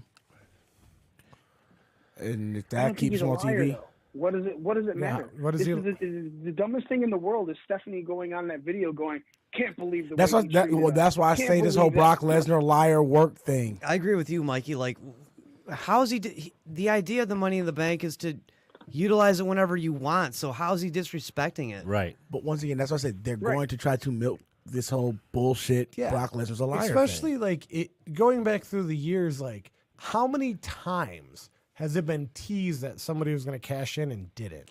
And it's always more like 9 out of 10 times been cashed in an immoral fashion. But now Brock Lesnar's disrespecting it. Fuck off. That's so fucking dumb. I mean, the only disrespectful thing he did was take the contract out and turn it into a boombox. They're just mad that took down a case when he wasn't in a fucking match originally. But he was. They just didn't tell us, I guess. I was going to say, But that goes back to what I said before. Like, why didn't he have to come out in the beginning like everyone else? There's no explanation for that. Whatever. Yeah, why didn't, like, when Ellsworth grabbed the title and not a woman did it, they did the rematch 2 weeks ago or 2 weeks following later on SmackDown. Why not do it for the Raw? You know, why not do that on Raw? Be like, Brock Lesnar was not part of the match, so we're gonna redo the match with Brock Lesnar in it. I guarantee you, if you have a Money in the Bank ladder match with Brock in it on Raw, you're gonna draw ratings and give it about 30, 40 minutes during that last hour. Brock, it takes Brock like give it 12 dates throughout the year to work 30 to 40 minutes. Give it the last hour and a half with commercials and everything. Fuck yeah. I said 45 with commercials, literally, because. Well, and back to your point, Joe, about the whole Stephanie thing, and that's the type of shit that pisses me off about this company is they question viewers like you and Mikey and guys that have watched it way longer than I have and are way more, invested and have more knowledge. Well, you know what I mean. Mic doesn't work. But you know what I mean, though. Like, you're questioning everybody's intelligence, and you're sitting there saying, "Oh, well, it doesn't fucking matter if these guys are just gonna forget." The like, WWE has insult been our intelligence. Insulting our intelligence since like the late '80s. Yeah, and then when the Attitude Era popped, Vince told us they were going to stop insulting our intelligence. But here we are, halfway through 2019. And Vince is still insulting our intelligence. Yeah. It's just, it's that type of shit, to me, is one of the reasons that these ratings are what they are. I mean, when you look back at these numbers from years ago, I'm like, holy shit, really? Like 2.2 million? That's fucking nothing. Compared to what we saw. That's like almost like TNA numbers. Like, those are TNA numbers. Believe it or not, those are TNA numbers. So aside from Brock not cashing in, he did beat the fucking tar out of Seth Rollins. Yeah, that was actually kind of cool. Yeah, and Seth, man. Okay, I had to say it was all right, but they tried to make it seem like his beating was worse than what Ziggler did to Kofi a couple weeks ago. And Kofi walked out on his own 2 feet. Yeah, but Brock Lesnar. So that would make Brock's beating on Seth worse than what Kofi got. Brock Lesnar could eat Dolph Ziggler, dude. Like, Brock Lesnar putting a beating on someone is a little bit more significant than Dolph Ziggler putting a beating on someone. The whole, at least, I mean, looking from the outside in. No, look at the How did I leave comparison. to go to the bathroom when I come back into here? Well, if Brock ate Dolph Ziggler. No, he said that Dolph Ziggler's beating on Kofi a couple weeks ago is worse than that Dolph Ziggler's beating on Kofi a couple weeks ago is worse than the beating that Brock Lesnar put on Seth on Raw. I disagree. Okay, the stuff with the chair on the throat and all that stuff as well? Wait, you're making this argument? Oh, sweet. Hashtag wrong again. Here's why. Here we go. Dolph Ziggler and Kofi. I disagree, and here's why. You're right. Trying to be formal about this. All right, so Dolph Ziggler and Kofi Kingston are about the same size. If you get beat on by a guy same size as you, it doesn't necessarily hurt, but you have Brock Lesnar. Now, if a guy like Brock Lesnar is beating the size thing, well, how can you not? I mean, how can you not equate the two? Like, you have Brock hitting Seth with a steel chair that probably hurts. I mean, in kayfabe, that probably hurts a lot worse than taking a chair to the back of Brock is worse than taking a chair like lunge into your throat. I mean, I would. Kofi Kingston was able to walk away from his beating by Dolph Ziggler. Seth Rollins had to be taken directly to an ambulance and then the local medical facility. So and Becky went with him. You're missing my point here. The bottom line is when you're able to walk away from a beating, it's nowhere near as bad as the one guy who took the beating that he wasn't able to walk away. Now you're missing the point. No. I'm actually going to adhere to your point. Now, you do the same move, right? So Dolph takes the chair, hits him in the throat, right? So now Brock does the same thing to Seth. Same exact fucking thing. In real life, which one do you think would hurt more? Dolph Ziggler throwing you into a chair or Brock Lesnar throwing you into a chair? Brock probably would. That's not what he did, but that's not what he did. But threw him around, he hit him a couple suplexes, gave him an F5, and hit him with a chair 3 times in the Brock back. Lesnar is supposed to be this dominant force and blah, blah, blah, and Dolph Ziggler is a fucking crybaby. Then it's also, I'm not saying that Dolph's attack on Kofi wasn't brutal. I'm just saying but Brock's wasn't as brutal. But it doesn't have to be because it's Brock Lesnar doing it. Like you said, you even agreed with me. You're like, well, once you bring size into it, well, I guess it makes sense. Well, no shit. 4 chair shots from Brock Lesnar equal what? 8 from Dolph Ziggler? Depending on where you land them. But you see my point, right? Like, now, again, if we're doing the same chair shots, but are going. You going back? They were not the same chair shots. But I'm okay. I'm done trying to prove my point. Well, the bottom line is Seth broke a chair over Seth Rollins' back. Yeah, like to the point where just hitting him with a flat end of a chair started cutting him because it started to break apart and become sharp. After an F5 on the outside, an F5 on the inside, what? And 3 German suplexes. Yeah, 3 German suplexes and a dick kick. Okay, so would you rather get beat down by Dolph Ziggler or get kicked in the dick by Brock Lesnar, get an F5, I think it was like 4 Germans, then get an F5 on the outside, and then get beat down with the chair? Or would you rather take 1 chair shot to the throat? Speaking of dicks, Smittys meat's going to be on sale for $69.95 this Father's Day. I love that you're doing it like right mid-conversation, too. This is awesome. My point is, like, the physicality of Ziggler's beatdown was more intense than what, like... But it's more believable that Brock Lesnar breaking a chair over Seth Rollins' back makes him leave on a stretcher than, say, Kofi Kingston taking the throat shot with the chair. It's not because that's like he took back shots too. He took super kicks. He took he took way more physical abuse. Seth was just tossed around and hit with a chair.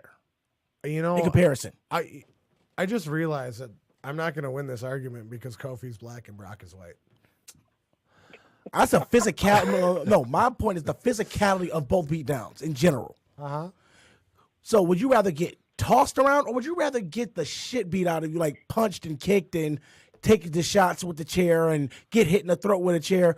What do you think is going to hurt you more, getting tossed or getting actually hit with some a man actually hitting you? If we're talking like real life scenarios, I'd rather try and fight Dolph Ziggler than Brock Lesnar. With a chair, without a chair, with the throat, without a throat, it doesn't matter. At this point, now you're trying to describe, let's say, the physicality of getting tossed or getting hit. First of all, I've always been trying to discredit what you're saying. You guys are still talking about this? Jesus Christ. Here's getting offended. A good way to settle this, maybe we'll put a post up on Facebook and a poll and run the poll for like a day or two. Who got the worst beatdown? And we'll let our fans decide, and we'll talk about it next week. Briefly. Right. So, yeah, all 5 fans are going to vote on it, and you're going to be wrong. What do you mean? The 4 guys on the show and myself? Right, so you're wrong. It's real simple. Well, I always like trying to make me wrong, so fuck it. One of the low points. I'm going to talk about this low point about Raw. I was not a fan. The low point of Raw. The one that I can pick right now. Lacey and Charlotte, I was not a fan of that match. Oh, everything they did with the women on Raw and SmackDown was just terrible. They had no chemistry. There was a few botches that were plain as fucking day. Like, Jesus, fuck. The diluted storyline between all the women involved in both Becky and that's Becky's storyline and Alexa's storyline is all kind of fucked up. Yeah. Those are actually, I'm glad you said that because I only saw 2 good points from Raw. Cesaro and Ricochet, and the fact that what's that? I say R-Truth.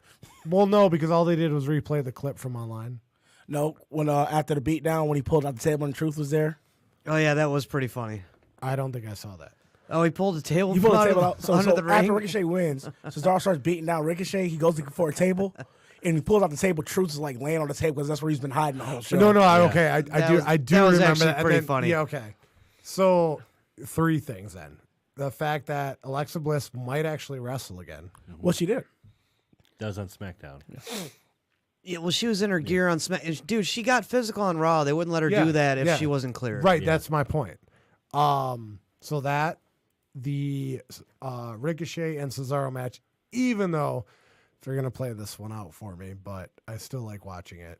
And then, yeah, the R-Truth thing was kind of funny. Beyond that, I got nothing. Well, in the fight, did you see Firefly Funhouse? Okay. So 4 things. Do the Muscle Man dance. So my future mother-in-law was over, and that came. Your future ex-mother-in-law. However you want to describe it. That came on, and she's a bit of a plant head. So she's a tree hugger. Yeah, she's a tree hugger. So we're watching it, and she's like. At first she's like all into it. I mean, she watches Raw now because of me, and I'm sorry, Kathy. You should be sorry. But, same thing with my mother-in-law too. So, but she's like what was it? Like 45 seconds in, she's like, "What the fuck are we watching?" And I was like, the most amazing thing I've seen so far because goddamn, it was good. It was entertaining. You're yowie wowie. So this brings me back to the Mox interview. Mm-hmm. Clearly, Bray Wyatt has been handed shit for years. He's Rotunda. That's what they do in this company. Yeah, but I mean, he is definitely one to get over. Oh, cheat? Wait, you want me to do the Pee Wee Herman thing? Like what does he get away? Like, are you sure this whole thing isn't Bray's idea? That's what I'm thinking. I hear because there's no way this can be creative because it's too goddamn creative. I hear Undertaker's having a lot of influence on what they're doing with Bray Wyatt right now, and his storyline and the future plans. You are totally lying because Mark Calloway is written all over this muscle man dance. I've seen that, and then he's thrown out plans for him to do a streak more like similar to what he had with WrestleMania, just not. Well, he's already got, 3 losses at Mania already? Bray lost 165 matches with 2 wins and then got a title shot. So what kind of streak are you going to have Bray Wyatt do at this point? I've seen a few they've already done that with Kurt Hawkins. Or are we going to do the new Bray Wyatt? The new Bray Wyatt is undefeated at. Sure. That's what I think about that. Actually, I could be wrong, but they could do it at Money in the Bank. I think Bray Wyatt has gone over at every Money in the Bank. Well, he's won that Money in the Bank, but it was one that he actually. How do you just have that stat at the tip of your tongue? I know random. I mean, shit. really, I can spitball. Just about any when he performed that, but the last Money in the Bank was when he stopped Roman from grabbing the case. No, because literally he's lost it every. I mean, I could be wrong. I mean, you see the gears grinding in my head, but you know what really grinds my gear? So what was that stat you said again? I think Bray Wyatt is undefeated at Money in the Bank. Mikey, look it up. I know he's got a 1 win in Elimination Chamber that counted. No. No. Well, I got the polls up, by the way. What's that? He's got the poll up, and he's already voted on it, probably. Those are already Twitter and Facebook. Bam, pow. But yeah, Firefly Funhouse definitely, and I don't see that ending for a while. I don't think they're not gonna bring him back for a while. It's doing too well for them. I have a question. Part of my interruption. I apologize, Joe. You said that when they finally introduced Bray Wyatt's other character, that you would be upset with the Firefly Funhouse if it went back to how it started. How do you feel about the Firefly Funhouse now? Because it's still technically mostly how it started. I mean, it's, to me, it's not my cup of tea. I laugh. Tickle butt. Yeah, it's tickle butt. I crack a chuckle at it here and there, but really, like, before you called in, I was talking about how I was watching this past Raw with some casual, like, non-regular wrestling fans. And let me tell you, while that segment came on, it was pretty hard not to be embarrassed. Like, especially when these people, like, my friends were like, what the fuck are you watching right now? And I'm like, I don't have an explanation for him. Like, it's supposed to be a Jekyll Hyde type thing. But that's the whole Hyde. No, and we all get that, but that's and I was laughing at the Huskus thing in the McMahon double because I'm an insider. I get, but nobody else, like, they didn't get that. I had to explain that to them, but I thought that was funny. But like, there's probably like 7 out of 10 people that don't get that little joke. Okay, so let's go back to: do you think that's Bray or do you think that's creative? That's what I don't know, because it actually kind of seems like a Bray thing. Doesn't it? But at the same time, like, as Mox was saying, everything has to go through Vince. So Vince has maybe Bray's just making chicken salad out of chicken shit. But at the same time, Vince could be like, well, you know, they're portraying me, either Mox is portraying me to be the devil, so bring me in as the devil. I could see Vince saying that. Bray is 2-0 at SummerSlam, by the way. 2-0 at SummerSlam. What's so he he's at going to Mania? return at SummerSlam and be 3-0. Yep. Now, Mania, he's lost 3. He's over, right? Over 3. Has he never won at Money in the Bank? I knew it was a summer pay-per-view, okay? Yeah. So, Joe, you said the Huskus thing you got, but not a lot of other people got because you've been watching it for so long, right?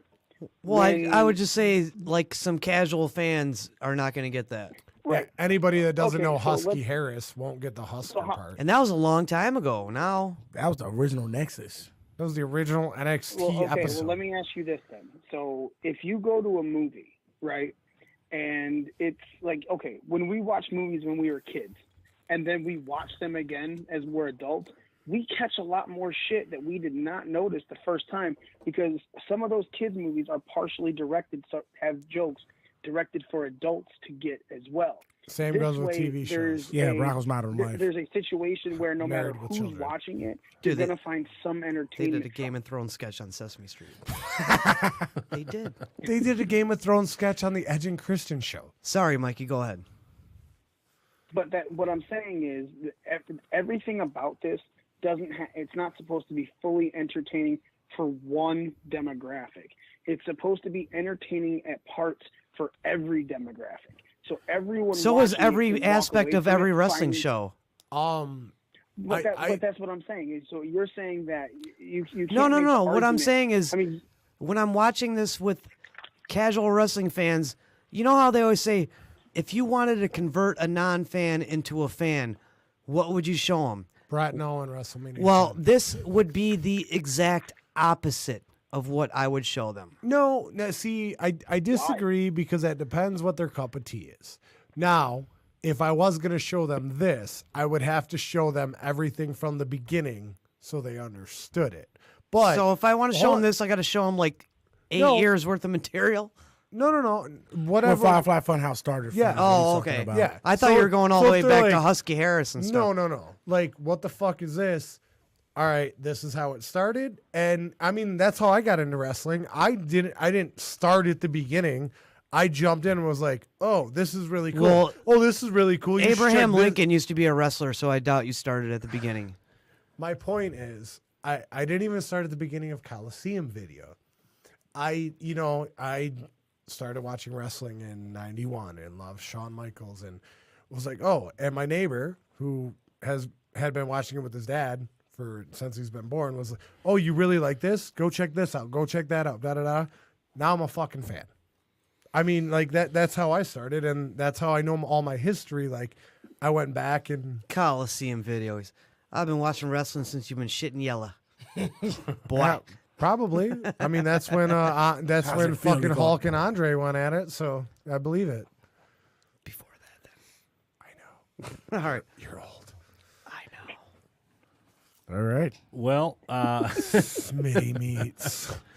So we can all agree that with Firefly Funhouse, I think for me to show that to somebody, I think you got to kind of play to the viewer. If they're like a big Adult Swim fan, I think that kind of plays into when you look at like Tim and Eric. That's an interesting look on it. Like Tim and Eric, the Awesome yeah, I mean, Show, if they like stuff like that. Mr. Show and Monty Python and stuff, they'll like that. But okay, sorry.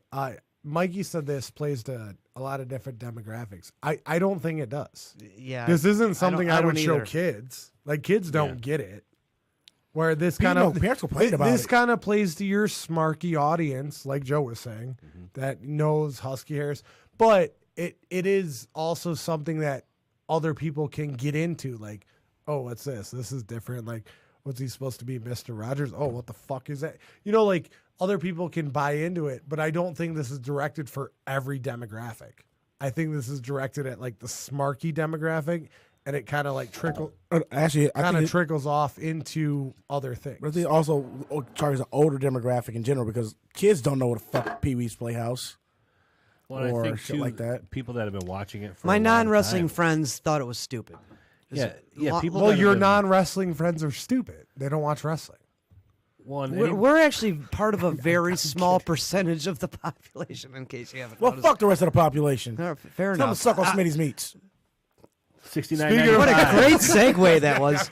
Speaking of Father's Smitty's Day special. Speaking of Smitty's meats. No, maybe you can't afford the $69.95 package. Get the smoke meat. He's It's got half off. smaller meats for you. They're like Hunter sausages, only like minis, and you can get those for the small price of $9.99.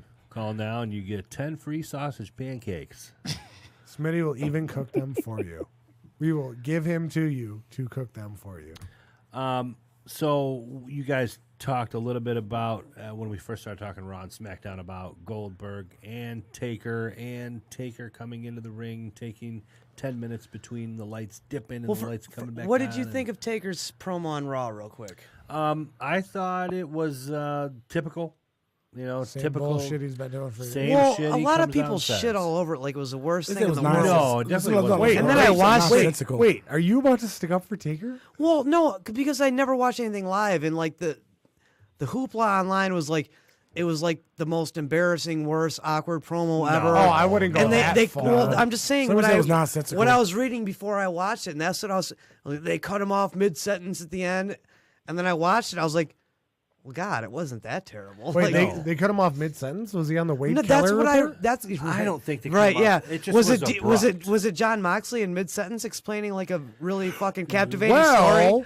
Lowe's is having a sale for $9.99, and then 10 minutes of that, and then you go back. Like, just Smittys meats. Well, no, and they did cut him off abruptly at the end, but he had finished his sentence. He said what he was his saying. Thought. It was done. But did you notice, like most of those ads, like he's in the middle of a word, and they cut. It's not like they let him complete a sentence. No, he said you're next, and then they cut. Yeah, you're next. Oh, you're talking about Goldberg. That wasn't the No, end I'm of it. talking about Taker. On Raw, he said you're that wasn't next, the and end then of they the cut. sentence. Yeah. that Oh wasn't yeah, the end because of the little writing came up in the front of the screen. So I thought that was No, like a it wasn't good the end of the sentence. stopping point. I don't know. Well, All the shit he I said read you're online, next I to didn't think it was as wrestling bad as people were making out to be. Is all I'm saying. Well, the way I took it, when he said you're next, and then Goldberg the next night said rest in peace, they each ended their promo with the other person. I get it. Wow, well, that's so clever. So I know, like, you have to be so intelligent to figure that out. But I am with Mikey on this. Goldberg's entrance without pyro is not an entrance. Yes. You could say the same thing about Brock Lesnar, especially when he like slams his arm down and like looks around like, oh wait, I don't have pyro anymore. No, that's fine. But like Goldberg, like literally, he comes out and breathes in the smoke. Yeah, he and inhales the breathes it back smoke, out. blows it back out. That's fucking sweet. Like a fucking dragon. Yeah. Yeah, that's fucking sweet. I don't know why they'd take that away from him. If they're gonna spend all that fucking money to take him to fucking Saudi Arabia, I think better be some fucking. they They're can't gonna be pyro. even. That's where they choose to cheap out on his entrance. Like, really? So, Joe, how did you feel when you saw these two standing face to face in the ring? Was there any part of you You're asking the wrong guy? Hey, you got to do it. Was there any part of you at all that was like, been a long time coming, and you got over it real quick, or? No, because if you want to talk about long time coming stuff and you want to go back to the wars, everyone wanted to see Sting versus Taker and Goldberg versus Austin. Sure. Yep. So no, it's really not a long time coming. At all. It's like no one actually ever even thought about this until now. Really, honestly. It is literally like they don't use Austin. You can't use Sting. This is the best thing they could come up with. They could use Sting if they wanted to. They don't want to. This is not the best thing. And no, this is what they think is the best thing they could come up with. That's fine. But again, going back to the Moxley interview, if you do Taker versus somebody else and Goldberg versus Lashley, it keeps these guys relevant. Sure. When you do them versus each other, it's like, oh, sweet, 95 called. Yeah. So like, why would you want them? Why would you want Lashley to fight either of them? Lashley would lose. Lashley's gonna lose a Strowman, so right. But I'm going with what Mox said on the interview, where he's like, well, I'm looking at Lashley and Goldberg as two similar body types. They're badasses. Right. Like, and to me, that could be a good one-off. I'm not saying to make like a 6-month-long program out of it. But see, even Joe likes it. That never happens. and it's a Jeddah show. It's nothing that's gonna carry over. Besides, only thing that ever carried off from one of those Saudi Arabia shows is the Shane McMahon best in the world bullshit. Lashley's already fucked anyway. I mean, they've destroyed his character in his first run, and they're not doing much better on his second. It was a little better. A little better this week. Not really. No. No, that was like I agree with He you. actually That was got to do the tickle butt. Dominator. I'm still concentrating on his glutes that Leo Rush used to point out every week. Anyway, The Almighty. moving on. So, Super Showdown on Friday. Nobody's gonna watch this thing. No, I have a life and I gotta work and Yeah. stuff. You know, like Makes sense. For once, I'm glad I got to close work at work. Yeah, I'll probably watch it. Well, it'll be on at 2 in the afternoon. Oh, Yeah. fuck. Yeah. I mean, I can watch it. Yep. Ride home from work. Got it. so. Instead of watching Price is Right, you can tune into something less entertaining. And then flip back to Family Feud and then watch the rest of it later. It's There great. you go. I'll probably put on Ellen, but no, I'm just kidding. Wow. Ellen might be better than this show. So with that comment, now I see why you're talking so much about Smitty's meats. Why? Ellen doesn't like the meats. I know. I Have did. you ever watched The Family Guy where like it just fish coming out of her mouth?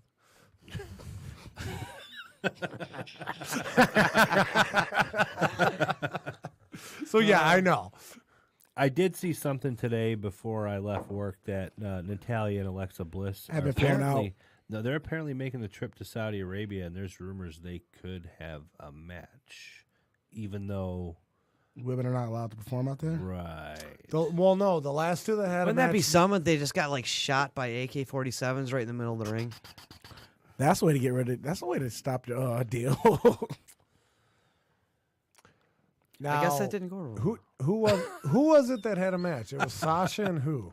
Sasha and Bailey had a match. Yeah, but they were neck down, fully clothed. And not in Saudi Arabia. They were in Jeddah. Dubai. They were in Dubai. Dubai. Yeah, because they're going they were in bodysuits from the neck down. They're going to Jeddah this time, though. Yeah.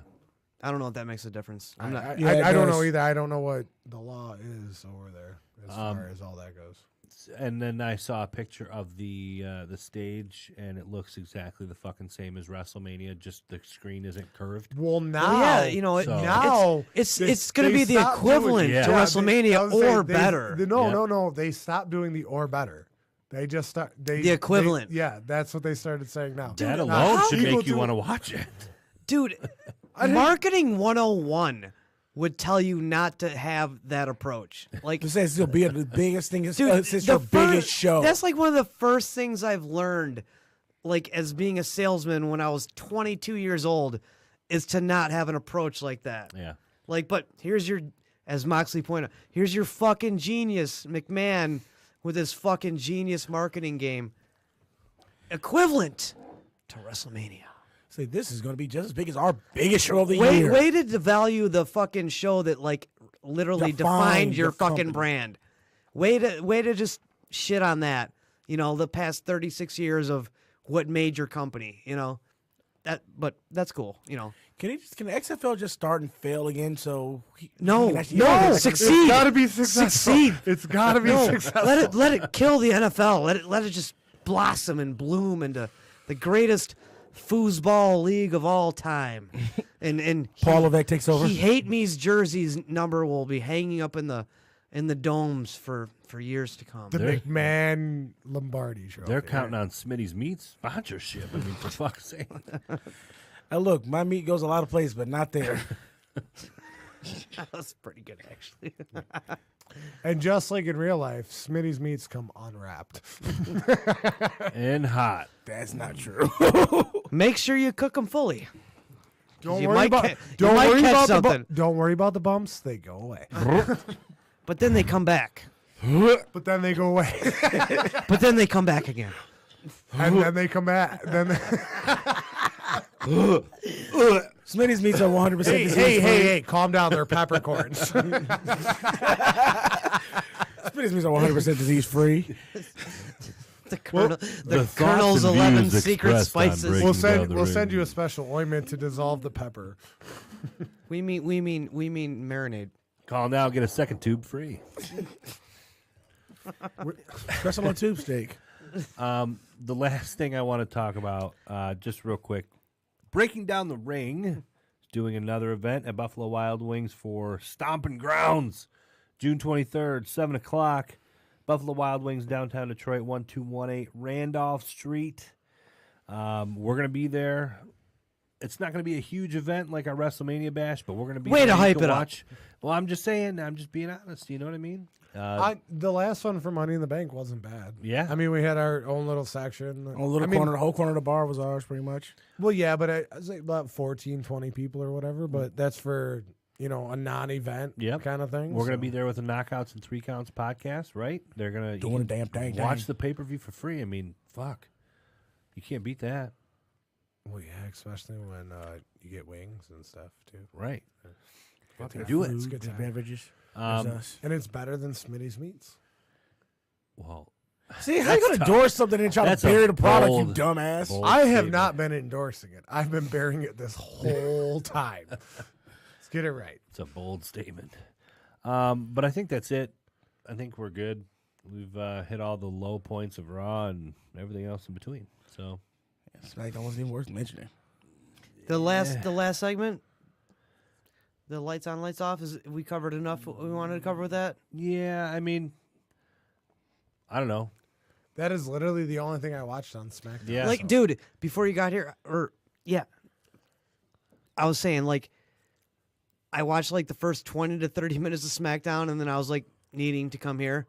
So I just literally skipped the whole, like, middle and went to the last segment. Yeah. So and that's all I saw. So I saw the first 20 and, the last 10. Me and Nick are in that weight loss competition. So I've been going to... today actually marks the 7th day in a row that I've been to the gym. Nice. For the first time in a long fucking Wow. time. You can't out-train a bad diet, Z. So that's fine, but I can keep it at bay. I like your style. But I like your moves. So I went to the gym. Like, I fell asleep on the couch. My fiance woke me up when she got home, and I went right to the gym as soon as I got up, in the middle of SmackDown. So when it must have been so hard to walk away from that. No, when I tuned in, it was the last like 7 minutes, and I have it recorded on Hulu, so it like takes me back to the beginning, and I went, nope, take me to live. All right, I watched Goldberg come out. I watched the lights go on, the lights go off. All right, I'm good. I didn't even feel the need to watch anything else. Did I miss anything? The women's triple threat match was all right. The only thing I really was worried about was, did anything happen with the 24/7 championship? Elias won it, and then Truth won it back under the ring. Yep. So same as last week. Yep, So but we did it was the same. different. So we did the same exact thing last week. So it was a lumberjack. So lumberjack match, Truth and Elias. Elias rolls up Truth in like 4 minutes or something, 4 or 5 minutes.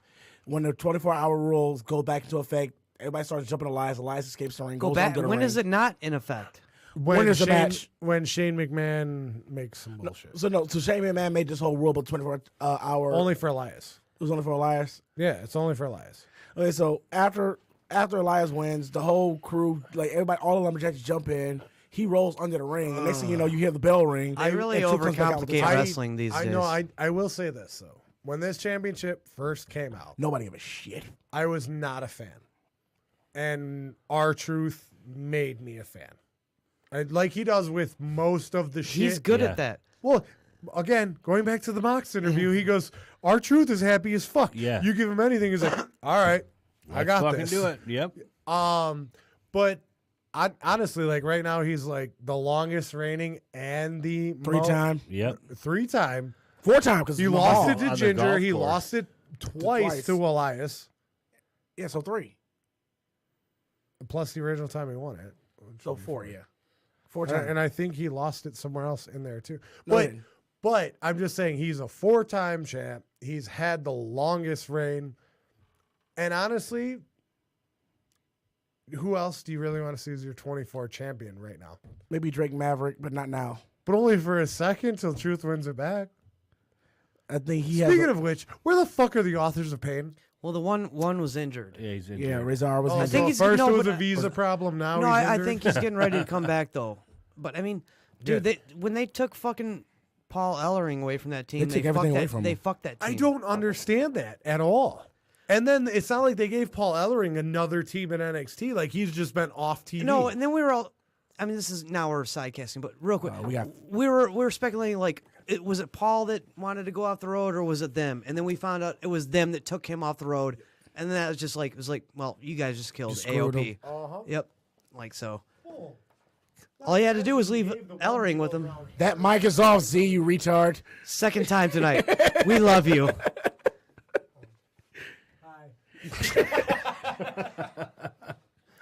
You're awesome. We love you. Oh, wow. I realized I just called him a retard. It's one of the many things you'll hear on Breaking Down the Ring. Political incorrectness, racism, sexism, social. I gotta say, socially unapologetic, and hot meat, politically incorrect, and damn proud of it. But My next T-shirt. You know, to go back to what that's you what were, makes us. What you were saying, Joe, about the Undertaker Goldberg thing, there were some fans out in the crowd trying to get a holy shit chant started. Didn't quite catch on. So some of these, you know, like you guys. So was it a described moment for you guys? Was it a cool moment? Was it for about 1 second? I yawned for about 1 second. So it wasn't even a moment. No, it was less than a moment. Yeah. All right. What are we talking about? Nothing more. The last segment in SmackDown. still. About how if it was or wasn't a moment for some people to see those two, and I told them I was like, for about a second it was, and then it was like, I've honestly, I think I'm the second veteran here, other than Joe, and I've never wanted to see this match. No, ever. Yeah, yeah, it's kind of like you agree with me. Yeah, it's a yawn. You want to see Goldberg Austin, you want to see Sting Taker. Yep, that's what you want to see. I don't even necessarily want to see Goldberg Austin. Only because they're so... You used to. Well, yeah. I mean, yeah, fanboy-wise, absolutely. But well, now they're going for the like, nostalgia thing with it. They're creating nostalgia with this match where there never was any. Yeah, none. Two opposite sides of the spectrum. Good point. But, and I'm going to make my point again. Lashley versus Goldberg, like, I mean, that doesn't mean Lashley's going over, but that's a matchup I could. It's a formula that's always worked. Old guy giving the young guy a rub. Especially like Lashley's in his 40s. He's not even that fucking young. Well, but if they're gonna keep Goldberg around for a minute, like no, he'll be around for like a one-off like this. You know, they pay him enough, he'll show up. It's him. It's like him. He's got the same shit like Taker does. Pretty much, you come in when we need you, or when we want you if you're available. Yeah, but yeah. Again, why not? Or we'll ask you when we really need to. We think we need to rely on you, and we'll throw you a fat ass check, and you'll say yes. At this point in either one of their careers, we don't expect them to win. So why not put younger talent that's on the verge? So of who's it? winning this match? I have no idea. It's Taker. Taker. Yeah. This is a reminder who won the wars. Then Vince will not let Taker lose to Goldberg. Are you fucking kidding me? He didn't let Triple H lose to him. He didn't let. Hey. He wrote Goldberg a big enough check to lay down for Taker. I don't know if you, going back to my random stats, since they've done the Saudi show with Taker, he's lost every match. But Vince is still stuck in the year 1999. This is still in his feeble mind. But it's 2019. His fucking dementia and mind. You're more likely to make money off of a Jack Goldberg at 50 years old. Vince don't give a fuck about when has he proven in the past 3 years or 5 or 10 years that he gives a fuck about what makes sense? He's still a WCW He's still guy. stuck in 2000. He is not going to let WCW Goldberg beat WWE. It's not going to happen. But Mark Calloway was WCW. All right, that's the end of the show. We done? Yeah, I think that's about it. You're retarded. Thank you guys for tuning in tonight. Mike, you'll be back next week if he's lucky. Thank God we fucking took this thing off the rails. Fuck, man. All right, we're Best show ever. We're your ring crew. Mikey. The retard Z. I was picking up on it. Shitty Smitty. God damn it, I have to come back now. And I am Snick. Joe? The whole fucking Joe? Snick. The whole fucking Snickers The whole bar? fucking The whole Snick. fucking Snickers bar. The whole fucking Snick brought to you by Smitty's Meats. And with that, we are out. Well, All right, it wasn't the most